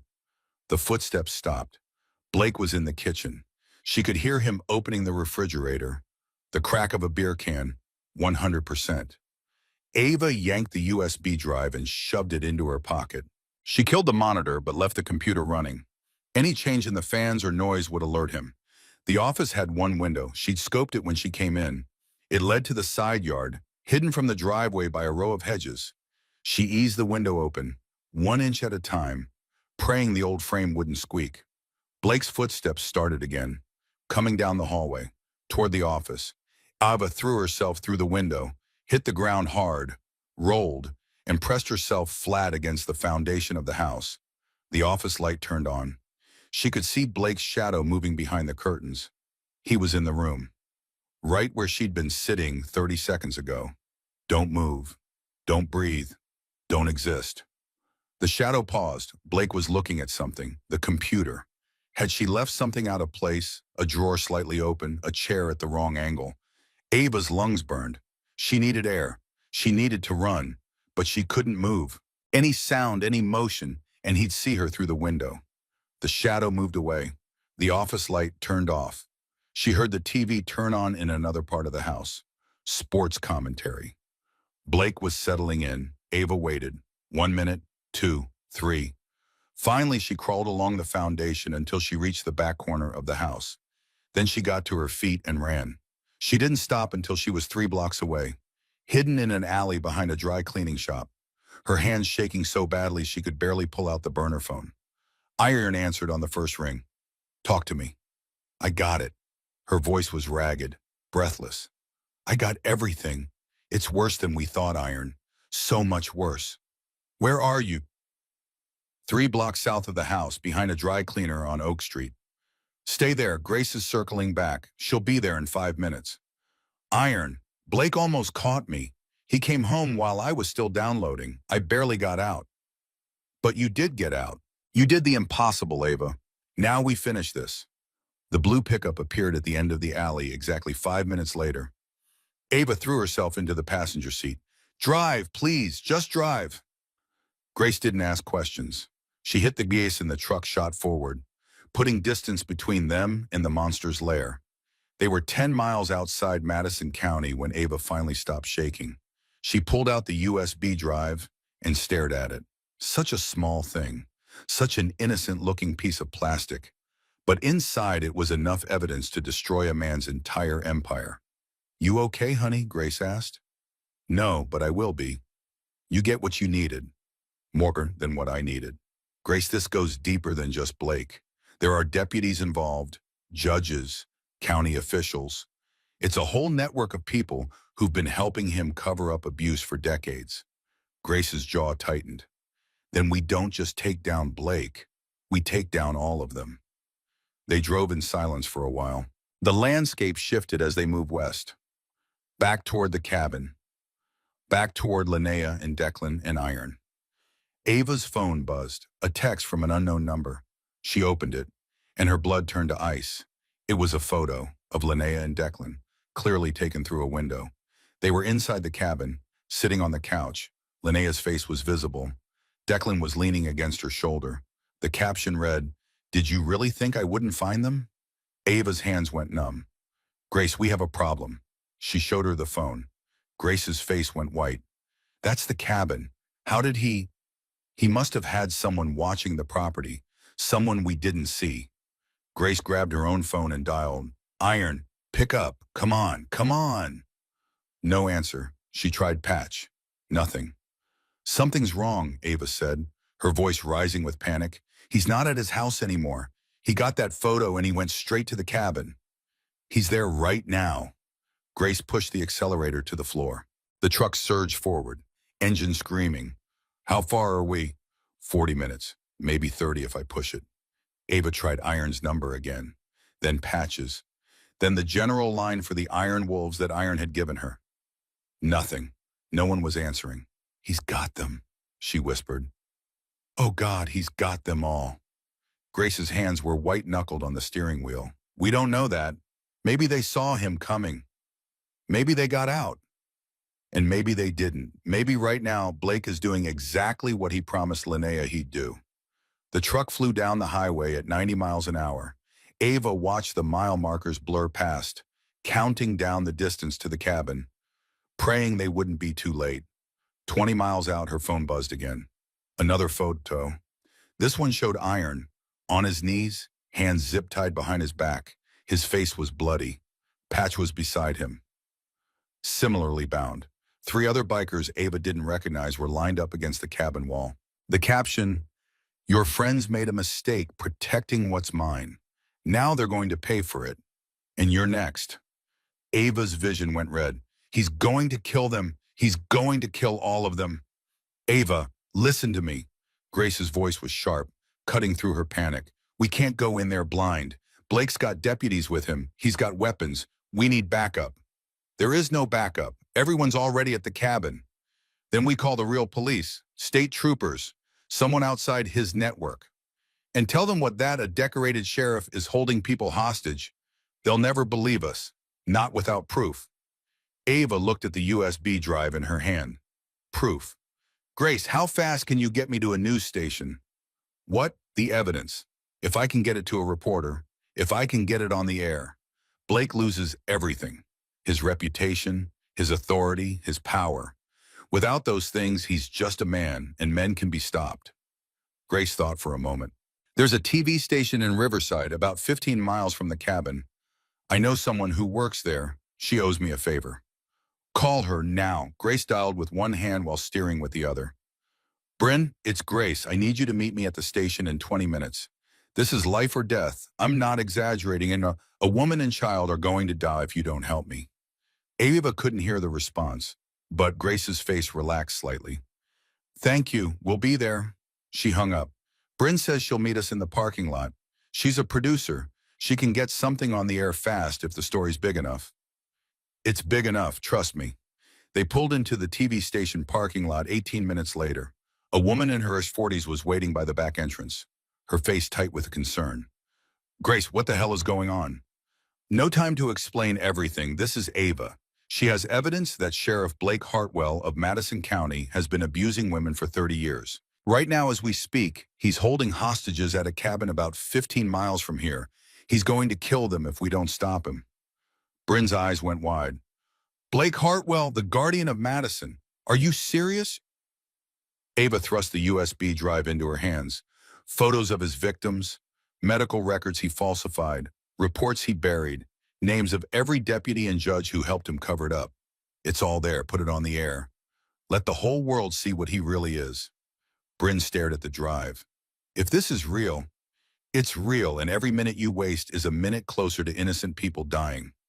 Bryn's professional instincts kicked in. Come with me, both of you. They rushed through the back entrance of the station.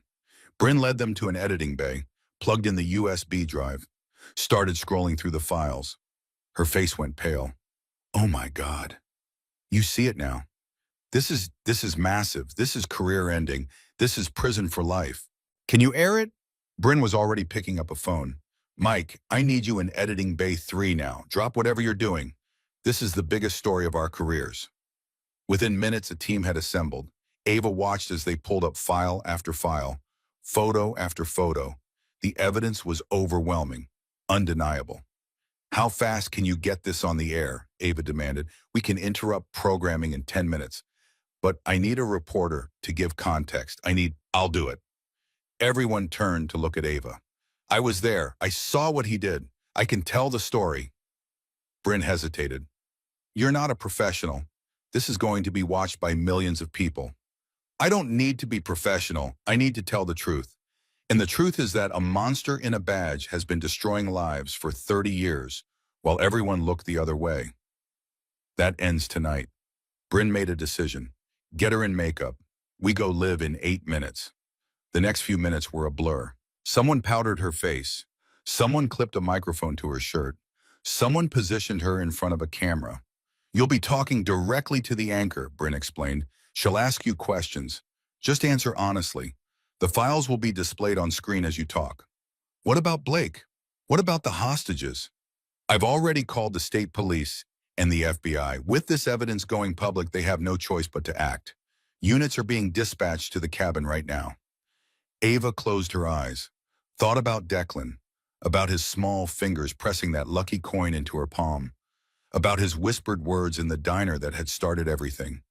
I've been starving for 5 days. Please help me. I'm ready, she said. The red light on the camera blinked on. The anchor's voice was steady, professional, the kind of calm that came from years of delivering news, good and bad, to millions of people who trusted her to tell them the truth. Good evening. I'm Rachel Torres, and we're interrupting regular programming with a breaking news alert that will shock communities across the state. With me now is Ava Morgan, who has brought forward disturbing evidence about a prominent law enforcement official. Ava, can you tell us what you've discovered? The camera was on her, millions of eyes watching. Ava had never felt more terrified in her life. But she thought about Declan, about Linnea, about Iron and his dead daughter, about all the invisible people who had been failed by the system, who had whispered their pain and been ignored. She took a breath and began to speak. 5 days ago, an 8-year-old boy whispered 3 words to me. He said, "I've been starving for 5 days." He was running with his mother from a man who had beaten them for years, a man who swore he'd kill them if they ever tried to leave. The photos began to appear on screen. Linnea's bruised face, the split lip, the black eyes, the marks on her arms that told stories of violence stretching back years. That man is Sheriff Blake Hartwell of Madison County. More photos. Declan's small body, handprint bruises on his back, his face, his arms. Blake Hartwell has been abusing women for over 30 years. He's used his badge and his reputation to silence his victims and destroy anyone who tried to help them. He's got deputies in his pocket, judges who look the other way. A whole network of people who have protected him while innocent women and children suffered. The files scrolled across the screen now. Names, dates, medical records that had been falsified, police reports that had been buried, a paper trail of corruption that stretched back 3 decades. Ava's voice grew stronger. Right now, as I speak to you, Sheriff Hartwell is holding hostages at a cabin outside Riverside. He's got guns, he's got men, and he's got nothing left to lose because his entire world is about to collapse. She looked directly into the camera, into the homes of millions of people watching, into the eyes of every person who had ever been hurt and told it didn't matter. To anyone watching who has ever been hurt by this man or anyone like him, I want you to know something. You are not invisible. Your pain matters. Your story matters. And tonight we are going to make sure the whole world finally sees the truth. The broadcast continued. Files scrolled. Bryn provided context and commentary. The phone lines lit up as tips poured in from other victims, other witnesses, other people who had kept silent for too long because they thought no one would believe them.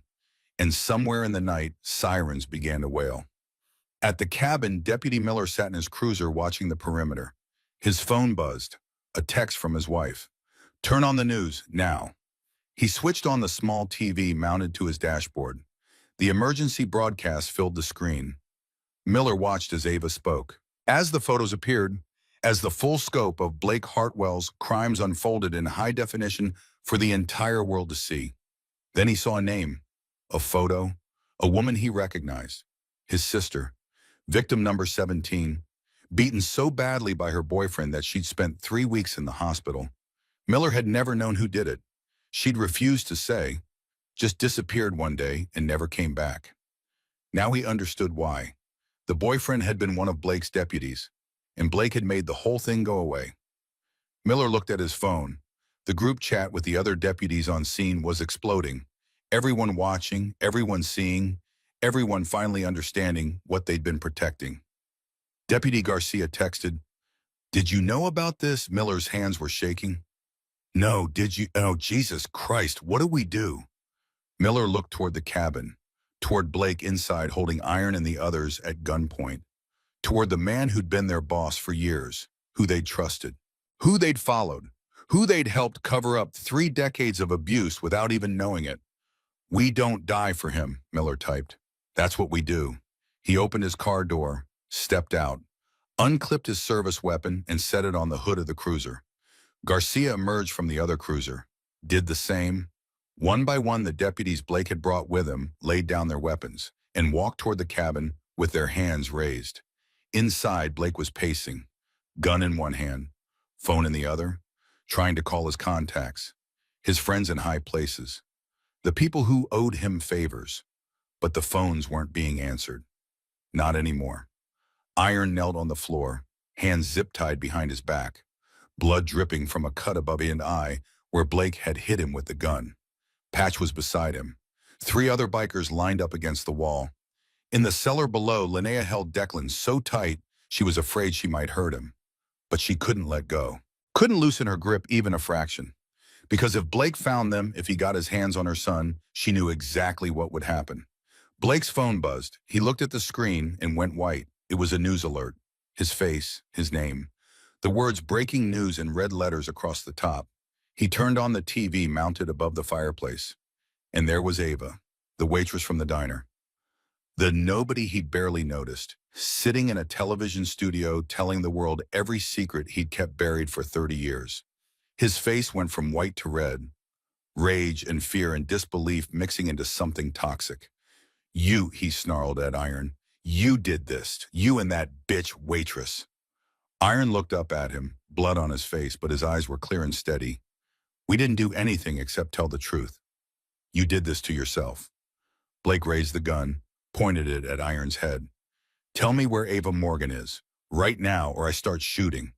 Go to hell. Blake cocked the gun. The click was loud in the quiet cabin. Then the front door burst open. Deputy Miller stood in the doorway, hands empty, no weapon. Sheriff, it's over. Blake whirled. Get out. This is official business. No, sir, it's not. Miller's voice was steady. We just watched the broadcast. We know what you've been doing. We know about the women, the cover-ups, everything. That's all lies, fabricated evidence. You know me, Miller. You know what kind of man I am. I thought I did. Miller took a step forward, but I just saw a photo of my sister, victim number 17, beaten half to death by Deputy Morrison. You made that disappear. You protected him. And you let my sister suffer because it was convenient. Blake's hand shook. I was protecting the department, protecting good men from false accusations. You were protecting yourself. Garcia appeared behind Miller. We're done, Sheriff, all of us. We're not dying for you. More footsteps, the other deputies filing in, standing together, united against the man they'd followed for years. Blake looked around, saw the betrayal in every face, saw his empire crumbling in real time. You don't understand, he said, his voice taking on a desperate edge. Everything I did to protect this county, to keep people safe. Those women were lying. They were trying to destroy good men. My sister wasn't lying, Miller said quietly, and I don't think any of them were. The sound of helicopters filled the air. Spotlights swept across the cabin. Through the windows, Blake could see vehicles arriving. State police, SWAT, FBI, an army descending on his position. A megaphone crackled to life.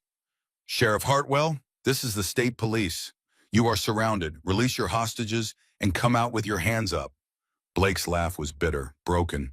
This is insane. I'm the sheriff. I'm the law. You can't do this to me. You did this to yourself, Iron said from the floor. You hurt people for 30 years and thought you'd never have to answer for it. But every secret comes out eventually. Every monster gets caught. Blake turned the gun on him again. Shut up.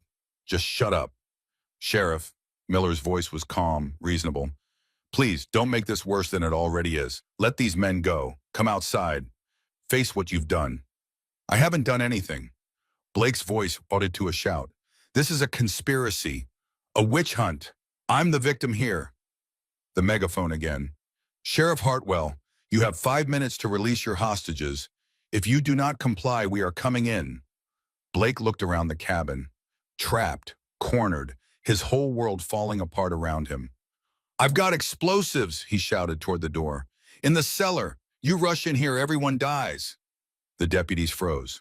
SWAT would have to verify the threat. That would buy time to think, time to find a way out of this. But there was no way out. Blake knew it. Everyone knew it.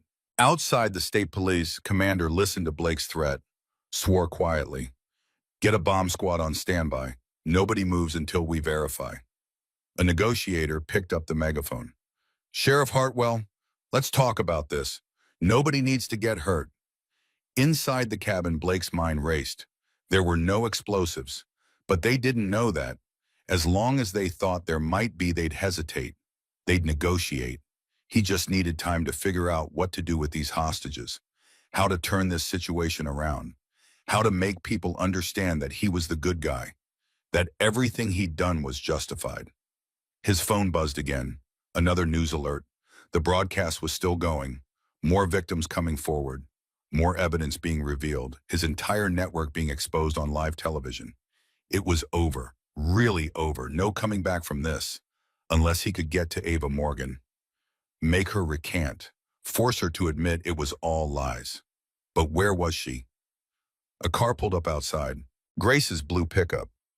Ava stepped out, against every piece of advice she'd been given, against the FBI agents yelling at her to stay back, against common sense and survival instinct. Ava walked toward the perimeter. "Ma'am, you can't be here," a state trooper said, moving to block her. "I'm the witness from the broadcast. I'm Ava Morgan." The trooper's eyes widened. "You need to stay back. This is an active hostage situation. That boy in there trusted me with his secret. I'm not staying back." The state police commander approached, a tall man with iron gray hair and the bearing of someone who'd spent decades making life and death decisions. "Miss Morgan, I'm Commander Hayes. You're the one who brought this evidence forward." "Yes." "Then you know how dangerous Blake Hartwell is. You cannot go in there." "He won't shoot me, not in front of all these cameras." Ava gestured to the news helicopters circling overhead, the TV crews filming from safe distances. "His whole game was being the hero. He won't destroy that image by murdering someone on live television." Hayes studied her. "What exactly are you proposing?" "Let me talk to him, through the megaphone. He doesn't know where I am. He's been looking for me. I can get his attention. Maybe get him to surrender without anyone getting hurt. Or he shoots the hostages the moment he hears your voice." "He won't. He's still trying to figure out how to spin this, how to make himself look like the victim. He needs to know what I have, what I've done, before he can plan his next move." Hayes was quiet for a long moment. Then he handed her the megaphone. "You've got one chance. Make it count." Ava took the device. Her hands were shaking, but she thought about Declan's coin in her pocket, about the boy who'd whispered his truth to a stranger because he had nowhere else to turn. She raised the megaphone. "Blake, it's Ava Morgan. I'm the one who took your files." Inside the cabin, Blake froze. He moved to the window, looked out. There she was, the waitress, standing in front of state police cruisers, megaphone in hand. "You," his voice was raw, furious. "You destroyed everything. You destroyed yourself." Ava's voice rang out clear and strong. 30 years of hurting people, it just caught up with you." "I'll kill them all." Blake gestured wildly with the gun. "Everyone in here dies because of you. Declan's watching on TV right now." Ava's voice softened, changed tactics. "You want your son to see you murder people? Or do you want him to see you face justice like a man?" Blake's hands shook. "Declan's my son, mine. You took him from me. Linnea took him from you to protect him because you hit him, Blake. You hit your own child. I was disciplining him. A boy needs discipline. My father disciplined me and I turned out fine." "Did you?" Ava's voice cut through his defenses. "Because from where I'm standing, you're about to throw away everything. Your career, your freedom, your life. All because you couldn't stop hurting the people who loved you." Blake was silent. The gun still pointed at iron, but his hand was trembling. "You always told Declan that real men take responsibility," Ava continued. "You told him that cowards run from their problems. Show him you are not a coward, Blake. Show him you are man enough to face what you've done." "I didn't do anything wrong." "Then prove it in court, with lawyers and evidence and a fair trial. Not like this, not with guns and hostages and threats."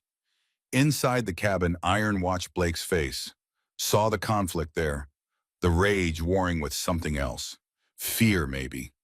Or the first creeping realization that this was really happening, that the life he'd built on lies and violence was over. "You don't understand," Blake said, his voice carrying through the broken window. "I'm the sheriff. I protect people. I keep them safe. Everything I did was to maintain order, to keep bad people from destroying good families. You were the bad person, Blake." Ava's voice was gentle now, almost kind. "You destroyed families. You hurt children. You made people afraid to sleep in their own homes. Lily couldn't get justice 23 years ago. My foster siblings couldn't get justice. But Declan can. Linnea can. All the women you hurt can finally get justice. Give them that, Blake. Be the man you always pretended to be. Blake looked around the cabin, at the deputies who'd abandoned him, at the hostages on the floor, at the guns and helicopters and spotlights outside, at the ruins of everything he'd built. I'll go to prison, he said quietly. Yes, you will. They'll take everything from me. You took everything from them first. Blake was quiet for a long time, the gun still in his hand, still pointed at Iron's head. One squeeze of the trigger, and all of this could end differently. But the cameras were watching. The whole world was watching. And somewhere his son was watching too. Did he want Declan's last memory of his father to be murder on live television? Or did he want a chance, however small, to show his son that he could do one decent thing? One right thing, even if it came 30 years too late. Blake's hand slowly lowered. The gun dropped to his side. I want a lawyer, he said. I want the best lawyer money can buy. You can have a dozen lawyers, Ava said, but first you let those men go. You walk outside, and you face what you've done. Blake looked at Iron, at the blood on the big man's face, at the quiet dignity with which he knelt there, even zip-tied and beaten. This isn't over, Blake said. Yes, it is, Iron replied. You just don't know it yet. Blake pulled a knife from his pocket, cut the zip ties holding Iron and the others. Get out, all of you. The deputies helped Iron to his feet, Patch, the other bikers. They moved toward the door, slowly, carefully, not sure if Blake would change his mind. Wait, Blake said. Everyone froze. Linnea, Declan, I know you're in the cellar. Silence. You can come out now. I'm not going to hurt you, not anymore. The floorboards lifted. Linnea emerged first, pale, shaking. Declan behind her. The boy's eyes were huge in his thin face. Blake looked at his son, really looked at him.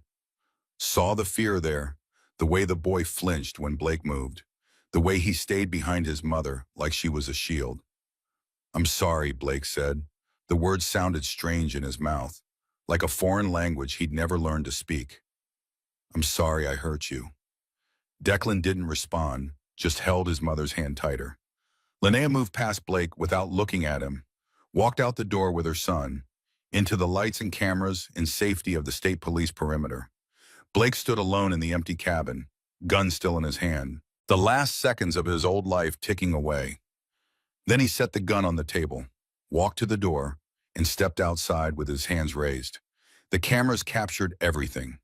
The moment the guardian of Madison fell, the moment 3 decades of secrets finally came to light, the moment justice delayed, but not denied, finally arrived. Blake's hands were cuffed behind his back. An officer read him his rights, the words he'd read to hundreds of suspects over the years, now being read to him. You have the right to remain silent. Anything you say can and will be used against you in a court of law. Blake's face was stone, but his eyes were empty. The light had gone out of them. The man who'd spent 15 years being a hero in public and a monster in private was gone. What remained was just a shell.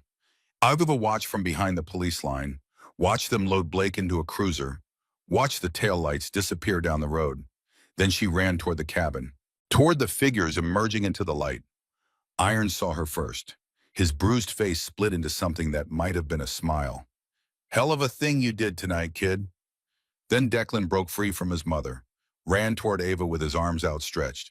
She caught him, held him tight, felt his small body shaking with relief and exhaustion, and the kind of tears that came from surviving something you weren't sure you'd survive. You came back, he whispered against her shoulder. You promised, and you came back. Always, Ava said, her own tears falling now. Always, buddy. Linnea approached, her face streaked with tears, but her eyes clear for the first time since Ava had met her. I don't know how to thank you for everything, for risking your life, for saving us. You saved yourself, Ava said. You got Declan out. You ran. You fought. I just helped finish what you started. She pulled the lucky coin from her pocket, held it out to Declan. The boy looked at it, then pushed her hand back. No, it's ours now. We're family.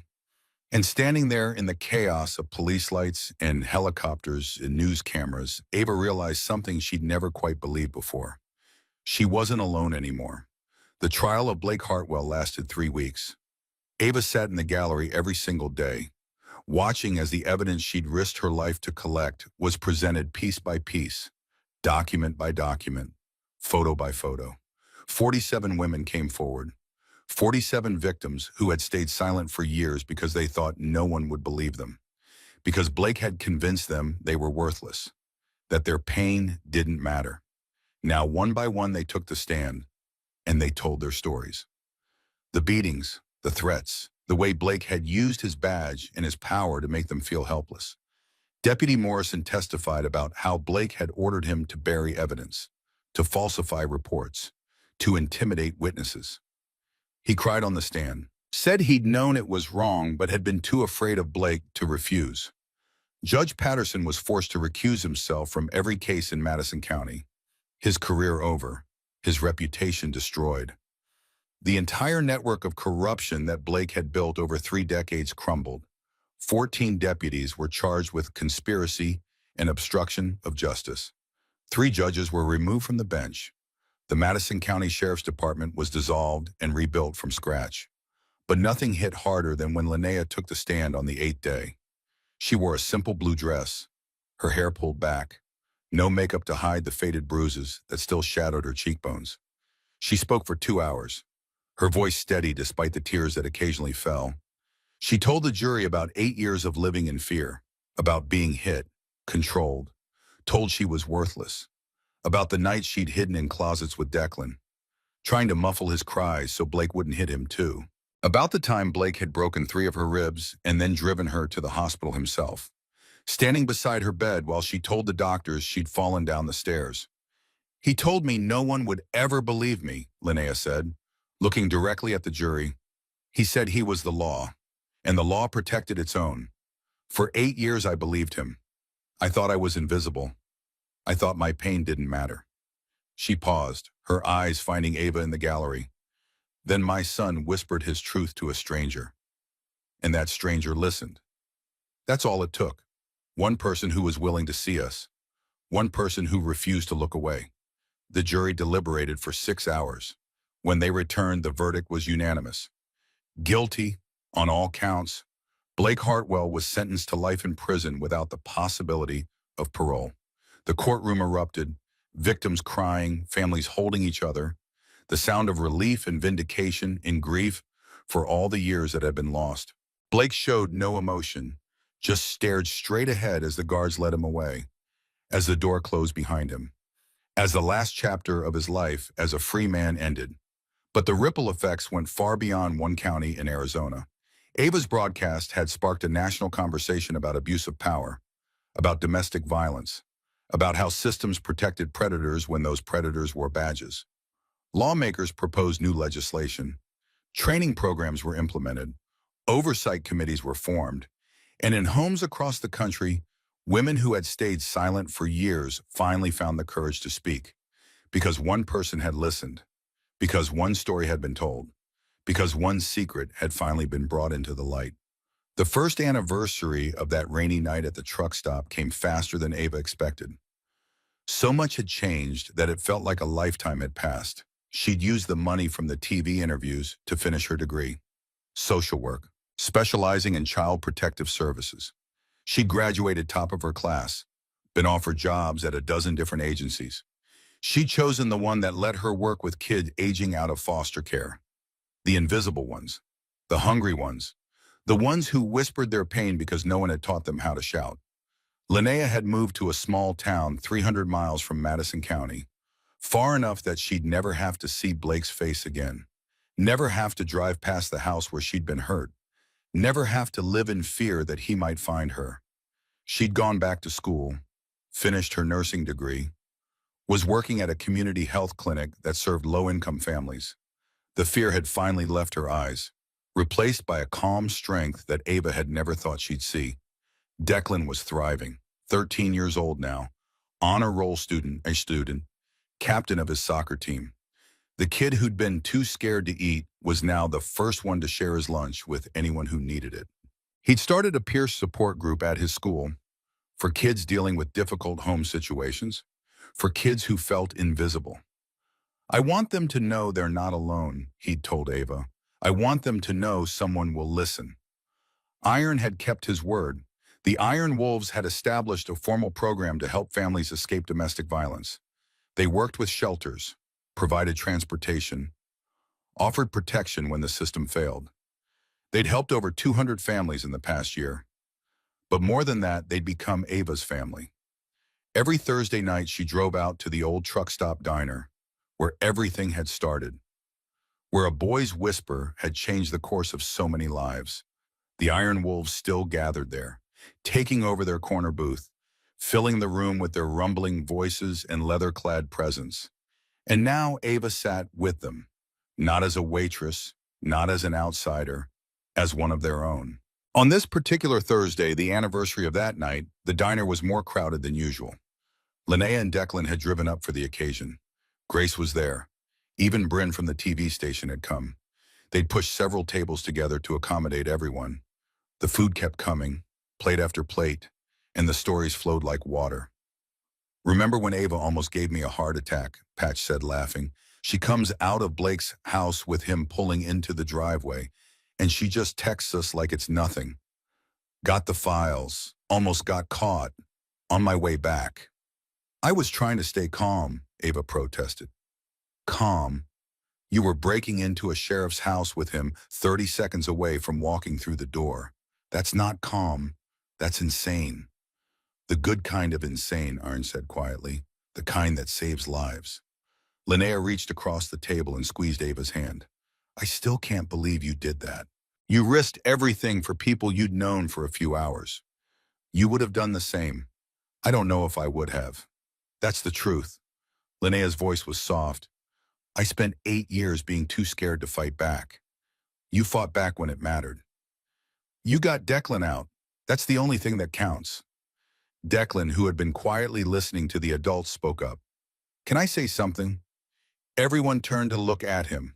He stood up, tall for his age now, with his mother's kind eyes and a confidence that had grown stronger with every year away from Blake. "Go ahead, buddy," Ava said. "5 years ago, I was the most scared I'd ever been in my life. I hadn't eaten in 5 days. I thought I was going to die. And even if I didn't die, I thought I'd be trapped with my father forever.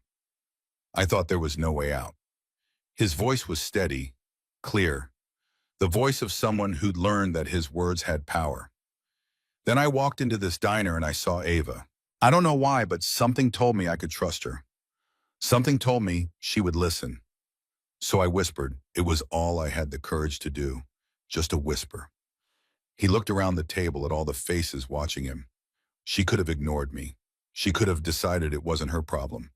She could have walked away and forgotten about me. That's what most people do. They see someone hurting and they tell themselves it's not their business. Declan's voice grew stronger. But Ava didn't walk away. She listened. She acted. She risked her life to save mine. And because of that, I'm standing here today. My mom is free. We have a home. We have a future. All because one person decided that a whispered cry for help was worth hearing. He pulled something from his pocket. The lucky coin, worn smooth by generations of handling. "My grandfather gave this to my mom. She gave it to me. I gave it to Ava the night she went into my father's house. She gave it back when she came home safe." Wait, Declan looked at Ava with tears in his eyes. But it was never about luck. It was about courage, about compassion, about being willing to stand up for someone even when it's dangerous, even when it's easier to look away. He walked around the table and placed the coin in Ava's palm, closed her fingers around it. "This belongs to you now, because you taught me what real heroes look like. They don't wear capes. They don't have superpowers. They're just ordinary people who choose to see the invisible ones, who choose to hear the whispers, who choose to care when caring costs something." Ava's vision blurred with tears. She pulled Declan into a hug, holding him tight against her heart. "I'm so proud of you," she whispered. "Every single day I'm so proud of you." "I'm proud of you too," he whispered back. "You saved my life. I'm never going to forget that." When they finally pulled apart, Iron was on his feet, his weathered face wet with tears he didn't bother to hide. "I want to make a toast," he said, his gravel voice rough with emotion. 23 years ago, I lost my daughter. I thought my life was over. I thought there was nothing left worth fighting for. He looked around the table, at all the faces gathered there. Then I met you people. Linnea with more courage than anyone I have ever known. Declan who turned his pain into purpose. Grace who never stopped believing. Patch and the boys who ride through hell without flinching. His eyes landed on Ava. And you, a kid who aged out of foster care with nothing. A kid who knew what it meant to be invisible, to be hungry, to be forgotten. A kid who should have been too broken to care about anyone else. Iron's voice cracked. But you weren't broken. You were strong, stronger than you knew. And when a scared little boy whispered his secret to you, you didn't just hear him. You saved him. You saved all of us. He raised his glass. To Ava Morgan, the girl who listened when no one else would. The girl who proved that one person can change everything. To Ava, the table echoed. Ava stood up, her own glass trembling in her hand. I'm not a hero. I'm just someone who got lucky. Lucky that I was in the right place at the right time. Lucky that I met people who were willing to fight alongside me. Lucky that Declan trusted me with his truth. She looked at the faces around the table. Her family, not by blood but by choice. By shared pain and shared purpose and shared determination to make sure no one else suffered the way they had suffered. But if there's one thing I've learned from all of this, it's that we're never as alone as we think we are. There are people out there who care, people who will stand up for us when we can't stand up for ourselves. We just have to be brave enough to ask for help. She raised her glass to whispers, to the courage it takes to speak them, and to the people who are brave enough to listen. To whispers, everyone echoed. They drank. They ate. They laughed and cried and told stories late into the night. And when the diner finally closed and everyone said their goodbyes, Ava stood alone in the parking lot, looking up at the stars. So much had changed since that rainy night 5 years ago. She'd gone from invisible to unstoppable, from survivor to fighter, from alone to surrounded by family. But some things hadn't changed at all. She still worked with kids who were hungry and scared and convinced no one would ever see them. She still listened for the whispers that most people missed. She still believed that every person, no matter how small or broken, was worth fighting for. Iron appeared beside her, his bulk a comforting presence in the darkness. You okay, kid? Better than okay. You know, Iron said slowly, I've been thinking about what Declan said, about how you taught him what real heroes look like. He gives me too much credit. No, he doesn't. Iron's voice was firm. You don't see yourself clearly, Ava. You never have. You look in the mirror and you see a foster kid who got lucky, but that's not what the rest of us see. What do you see? Iron was quiet for a long moment. When he spoke, his voice was thick with emotion. I see my daughter, the way she should have been, the woman she could have become if someone had listened to her the way you listened to Declan. Ava's throat tightened. Iron. Lily was just like you. She couldn't walk past someone hurting without trying to help. She believed the best in people even when they didn't deserve it. And in the end, that belief cost her everything. He turned to face Ava, his eyes bright with tears. But you're different. You're just as kind, just as brave. But you're smarter. You know when to fight and when to run. You know how to protect yourself while protecting others. You're everything Lily could have been if she'd had someone in her corner. Iron put a heavy hand on her shoulder. I couldn't save my daughter. That's something I'll have to live with for the rest of my life. But I can watch over you. I can make sure you have the backup she never had. And I can tell you something I wish I'd told her every single day. His voice broke. I'm proud of you. Not for what you did, but for who you are. You're the best of us, Ava. Don't ever forget that. Ava threw her arms around him, hugging him as tightly as she could. The big man's arms wrapped around her, solid and warm and safe. Thank you, she whispered, for everything, for believing in me, for fighting with me, for giving me a family when I didn't have one. You always had a family, Iron said gruffly. You just hadn't met us yet. They stood there for a long time, two broken people who had somehow made each other whole. Finally, Ava pulled back. I should go. Early shift tomorrow. New case. A 12-year-old girl who ran away from home. Nobody knows why. But you're going to find out. I'm going to try. Iron nodded slowly. That's all any of us can do. Try. Even when we're scared. Even when the odds are against us. We try anyway. Because some things are worth fighting for. Yeah, Ava said. Some things are. She walked to her car, paused at the door and looked back at the diner one last time. This was where it had all started. A hungry boy, a desperate mother, a whispered plea for help, and a choice, a simple, terrifying choice to see someone who was invisible, to hear someone who was silent, to care about someone the world had forgotten. That choice had changed everything. Not just for Declan and Linnea, but for Ava herself. It had transformed her from a survivor into a warrior, from alone into family, from broken into whole. She got into her car and started the engine. Tomorrow there would be a new child to help, a new whisper to hear, a new battle to fight. But tonight she would drive home with a full heart and a clear conscience, knowing that she had made a difference, knowing that somewhere out there a boy who had once been starving was now helping others, that a woman who had once been trapped was now free, that a network of rough leather-clad bikers had become unlikely angels for families in crisis, all because she had listened. The highway stretched out before her, dark and empty. But Ava wasn't afraid of the darkness anymore. She'd learned something precious in the past 5 years. The darkness wasn't something to fear. It was something to fight. And she would keep fighting every day, for every invisible child, for every silenced voice, for every whispered cry that deserved to be heard. Because that was who she was now. Not a foster kid who aged out with nothing, not a waitress trying to survive, not a victim of a system that had failed her. She was Ava Morgan, protector of the invisible ones, listener of whispers, fighter for the forgotten, and she was just getting started. The next morning, Ava walked into her office at Child Protective Services.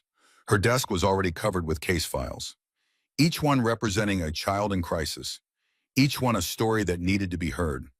She picked up the first file, the 12-year-old runaway. Her name was Sophie. Ava read through the notes. Sophie's parents claimed she was troubled, rebellious, difficult. They said she'd run away before. They said she'd come back when she got hungry enough. But something in the file caught Ava's eye. A note from Sophie's teacher, buried at the bottom of the stack. Sophie has been withdrawn lately. She flinches when touched. She wears long sleeves even in warm weather. I'm worried about her. But when I asked if everything was okay at home, she just smiled and said everything was fine. Ava's heart clenched. She knew that smile. She'd worn it herself for years. The smile that said everything was fine when everything was falling apart. The smile that hid bruises and fear and desperate silent screaming. She picked up her phone and dialed her contact at the police department. I need everything you have on Sophie Martin's case, and I need it now. 3 hours later, Ava was sitting in an interview room at a youth shelter downtown. Sophie had been found sleeping under a bridge, cold and hungry and terrified. The girl looked up when Ava walked in. Her eyes were hollow, her face pale, her arms wrapped around herself like she was trying to disappear.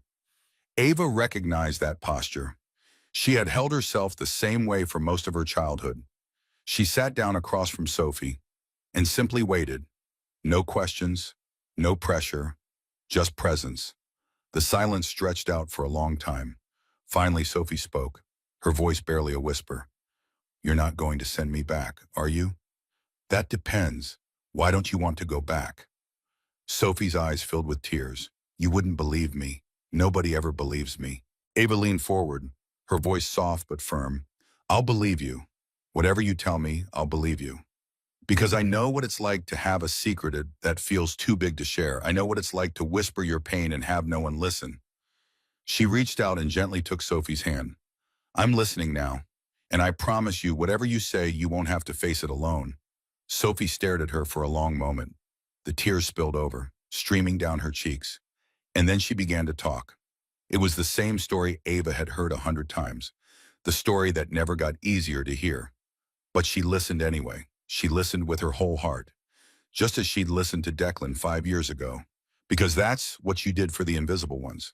You saw them, you heard them, you fought for them, even when it hurt, even when it was hard, even when the world told you to look away. 2 weeks later, Sophie was safe. Her parents were under investigation. She'd been placed with a foster family that Ava had personally vetted, people who understood trauma, who knew how to help a child heal. Ava visited her every week, bringing books and chocolate and the one thing Sophie needed most, someone who believed her. "Thank you," Sophie said one afternoon, her voice stronger now, her eyes brighter, "for listening, for believing me when nobody else would." Ava smiled, reached into her pocket and pulled out the lucky coin, the one Declan had given her 5 years ago, the one that had traveled through generations, carrying hope and courage and the belief that things could get better. "A boy gave this to me once," Ava said, pressing it into Sophie's palm. "He said important things should go to important people. I want you to have it now." Sophie looked at the worn coin, then back at Ava. "But it's yours. It's special to you." "It is special, and so are you. One day, when you're strong enough, you'll pass it on to someone who needs it more than you do. That's how it works. We help each other. We lift each other up. We make sure no one has to fight alone." Sophie closed her fingers around the coin. "I want to be like you someday. I want to help people the way you help me. You will. I know you will." Because that was the truth. The beautiful, powerful truth that Ava had learned from a starving boy in a truck stop diner. Pain could be transformed into purpose. Suffering could become strength. And the whispers of the broken could become the battle cries of warriors. All it took was one person willing to listen, one person willing to see, one person willing to care. Ava walked out of the youth shelter into the afternoon sun, her phone buzzed with another case, another child in crisis, another invisible soul waiting to be seen. She answered the call and started walking toward her car. The work was never done. The fight was never over. There would always be another whisper, another cry for help, another person drowning in silence. But that was okay, because Ava wasn't alone anymore. She had Iron and the Iron Wolves. She had Linnea and Declan. She had a whole network of people who refused to look away. And together they would keep listening, keep fighting, keep saving the ones the world forgot. Because heroes don't need capes or superpowers. They just need to care enough to hear a whisper. And brave enough to answer. Ava got into her car, started the engine, and drove toward the next child who needed her. The highway stretched ahead, full of possibility, full of purpose. And somewhere in her pocket, a lucky coin waited, ready to be passed on to the next person who needed to believe that they mattered, that they were seen, that they were worth fighting for. The whisper that had started everything had become a roar, and it would never be silenced again.